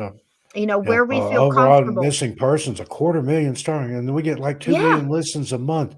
That's unbelievable. If I were a recording artist, that's better than CNN, Steve. Like a band, that'd be 2 platinum albums a month. Yeah, I mean, honest to God, you think I'm kidding? Go look at the ratings on MSM. I'm thankful and I'm humbled by the success that you all have given to me, and just because you like to listen to me talk some old bullshit like we did here tonight. Now, joking aside, the missing person stuff, that's no joke. Right. That's serious stuff over there. That'll always be the primary focus of that channel. If we can bring one person home or give one family closure, then that's what we set out to do. But now the mystery side of that, this weekend I did a 24-hour live stream of our listener stories, and you talk about some supernatural stuff, some paranormal activity, Hat Man, shadow people. I'm still waiting for YouTube to finish processing the video so you can watch the playback, because it was 24 hours and a few minutes long. But that'll be goes prayers, out to Aunt Edna and anybody prayers, love and light prayers. for Aunt Edna. Make cornbread, not war. Love, peace, and chicken grease. But Aunt Edna, that lump's gonna disappear. Amen. Amen. It is. And again, may find out you just needed to change your underwear. Stay and listen to the music. Stay and listen to the stuff. Again, the wonderful artists that we're featuring this weekend. I get nothing out of this. This is some more of this wonderful. One nun had her bra. Did you see that? I know, and it's just such beautiful, they've beautiful got art. A bottle, and I believe that's a bottle of Blue Nun wine that they've got there. And just hanging at the water cooler, and shake and that up and spray the Pope in the face. The time that they take to do these and to make them make some kind of sense in the flash moment in this. It reminds me of Monty Python. Do you remember how they would have those animated openings where little things like this, little things like that, and a foot would come down and squish somebody or something bad would happen. She just had enough. Head would pop open and stuff would fly out. Yeah, and you can remember this. You're all gonna die. You can remember seeing these, and to take the time just to put this movement in this, obviously Vincent Van Gogh here, and this is from our artist tonight, featured in one of the videos I'm going to show here in a moment. What goes through his head? It's so out of the box, and silly. But when you see these things in a flash moment, there's some substances involved here. When you see these in a flash moment in your day, it's like Johnny Depp there. Yeah, this is what it's come down to: is these flash moments of laughter. Somebody puts in an email or in a message. I know, in a message or in whatever. I mean, gosh, now you get a GIF instead of a birthday card or a Christmas card, because everybody just sends a GIF. Yeah, everybody writes on your timeline on Facebook and sends you a little pop up with some kind of confetti or something, or a cake and emojis. It's all emojis now. It's all emojis and these GIFs. And GIFs, yeah. Some of them are cut out of movies and other things like that. But when they take something like this, here's the one you like, Steve. The water balloons. The water balloons. Yeah. And the duck. Look at the duck going through the painting. Look. I mean, just even that much. I mean, it's incredible to me. The expression on the cat's face there when the lightning strikes. It's just a trip. It really is. And, as long as I can, I'm going to reach out there and you put a name behind the art. And maybe next time you see a a skeleton in a tutu or something along those lines, or, you know, bopping people on the head and turning them into skeletons in tutus. You know, I don't think we'll ever understand where this comes from, but at least they're putting this kind of craziness out there. And you know, so I hope you guys like the videos. You know, I'm sorry I messed up the videos tonight, but that'll just give you more. Expect more of that for the next couple of weeks. Anything can happen. I hope you'll come and see exactly what does happen. And maybe you can tell me, because you know, it's going to be a mess for the next couple of weeks. Steve, thanks for sitting through all this, honey. My pleasure. I look forward to I love my you Monday bunches. nights together. Oh, it's great. It's great fun just to relax and sit with a great chat like this. And again, we learn along the way too. I mean, if you really look through all this mess and get down to it, you do glean a Humor's little. about all we've got left. That's the We one throw thing they some good haven't taken information away out in from these us shows. yet. You know, And so they've I tried to wasn't do that. joking. I wasn't joking when I'm talking about give your spirit guides permission to help you. Ask them for the help. And it's not a one and done. It's like sage. Everybody thinks it's a one and done, and it's not. It's a way of life. It's a mindset, and it's an energy you put yourself into. And it's, if you look at it, it's all connected. It's whether you meditate or you're being creative and making gifts or writing books like Steve and I, you know, whatever. I'm into everything. And whatever it is you guys do, you know, baking shut the fuck up cakes, or, you know, playing the guitar or whatever, you know, however you express yourself, there's power in that. And I think there's a connection. And when Steve and I were talking about books, Steve said something that sparked in me that I think when you're reading, it's almost a connection of the two energies, and you're flowing with that author, It's and he's that left taking you brain, somewhere right like a brain, and magic it just carpet kind ride. of get Yeah, that just like synergy of music, bringing same them thing. together, and it takes you to another place, another plane. Yep. And I hope sometimes these, you know, podcasts do that for you guys a little bit too, because, you know, it certainly does it for me, and I enjoy it, you know. So whether it's, you know, the Charlie Brown Valentine, you know, just look at it as a visual aid to go with this music. And these artists are just phenomenal. So thank you, Steve. It's been a great Always night. a See you pleasure. next Everybody, week. love Hi, all Tiger of you. Lily. Say hi to Tiger Lily, Yeah, to I think Mulder. she's already gone to Mittens. bed, but good night, sweetheart. If you're out there, I love you. I love you all. Have a wonderful night. I hope you enjoy it and get a few laughs, and I'll see you on the other side. Good night, Steve. Good night.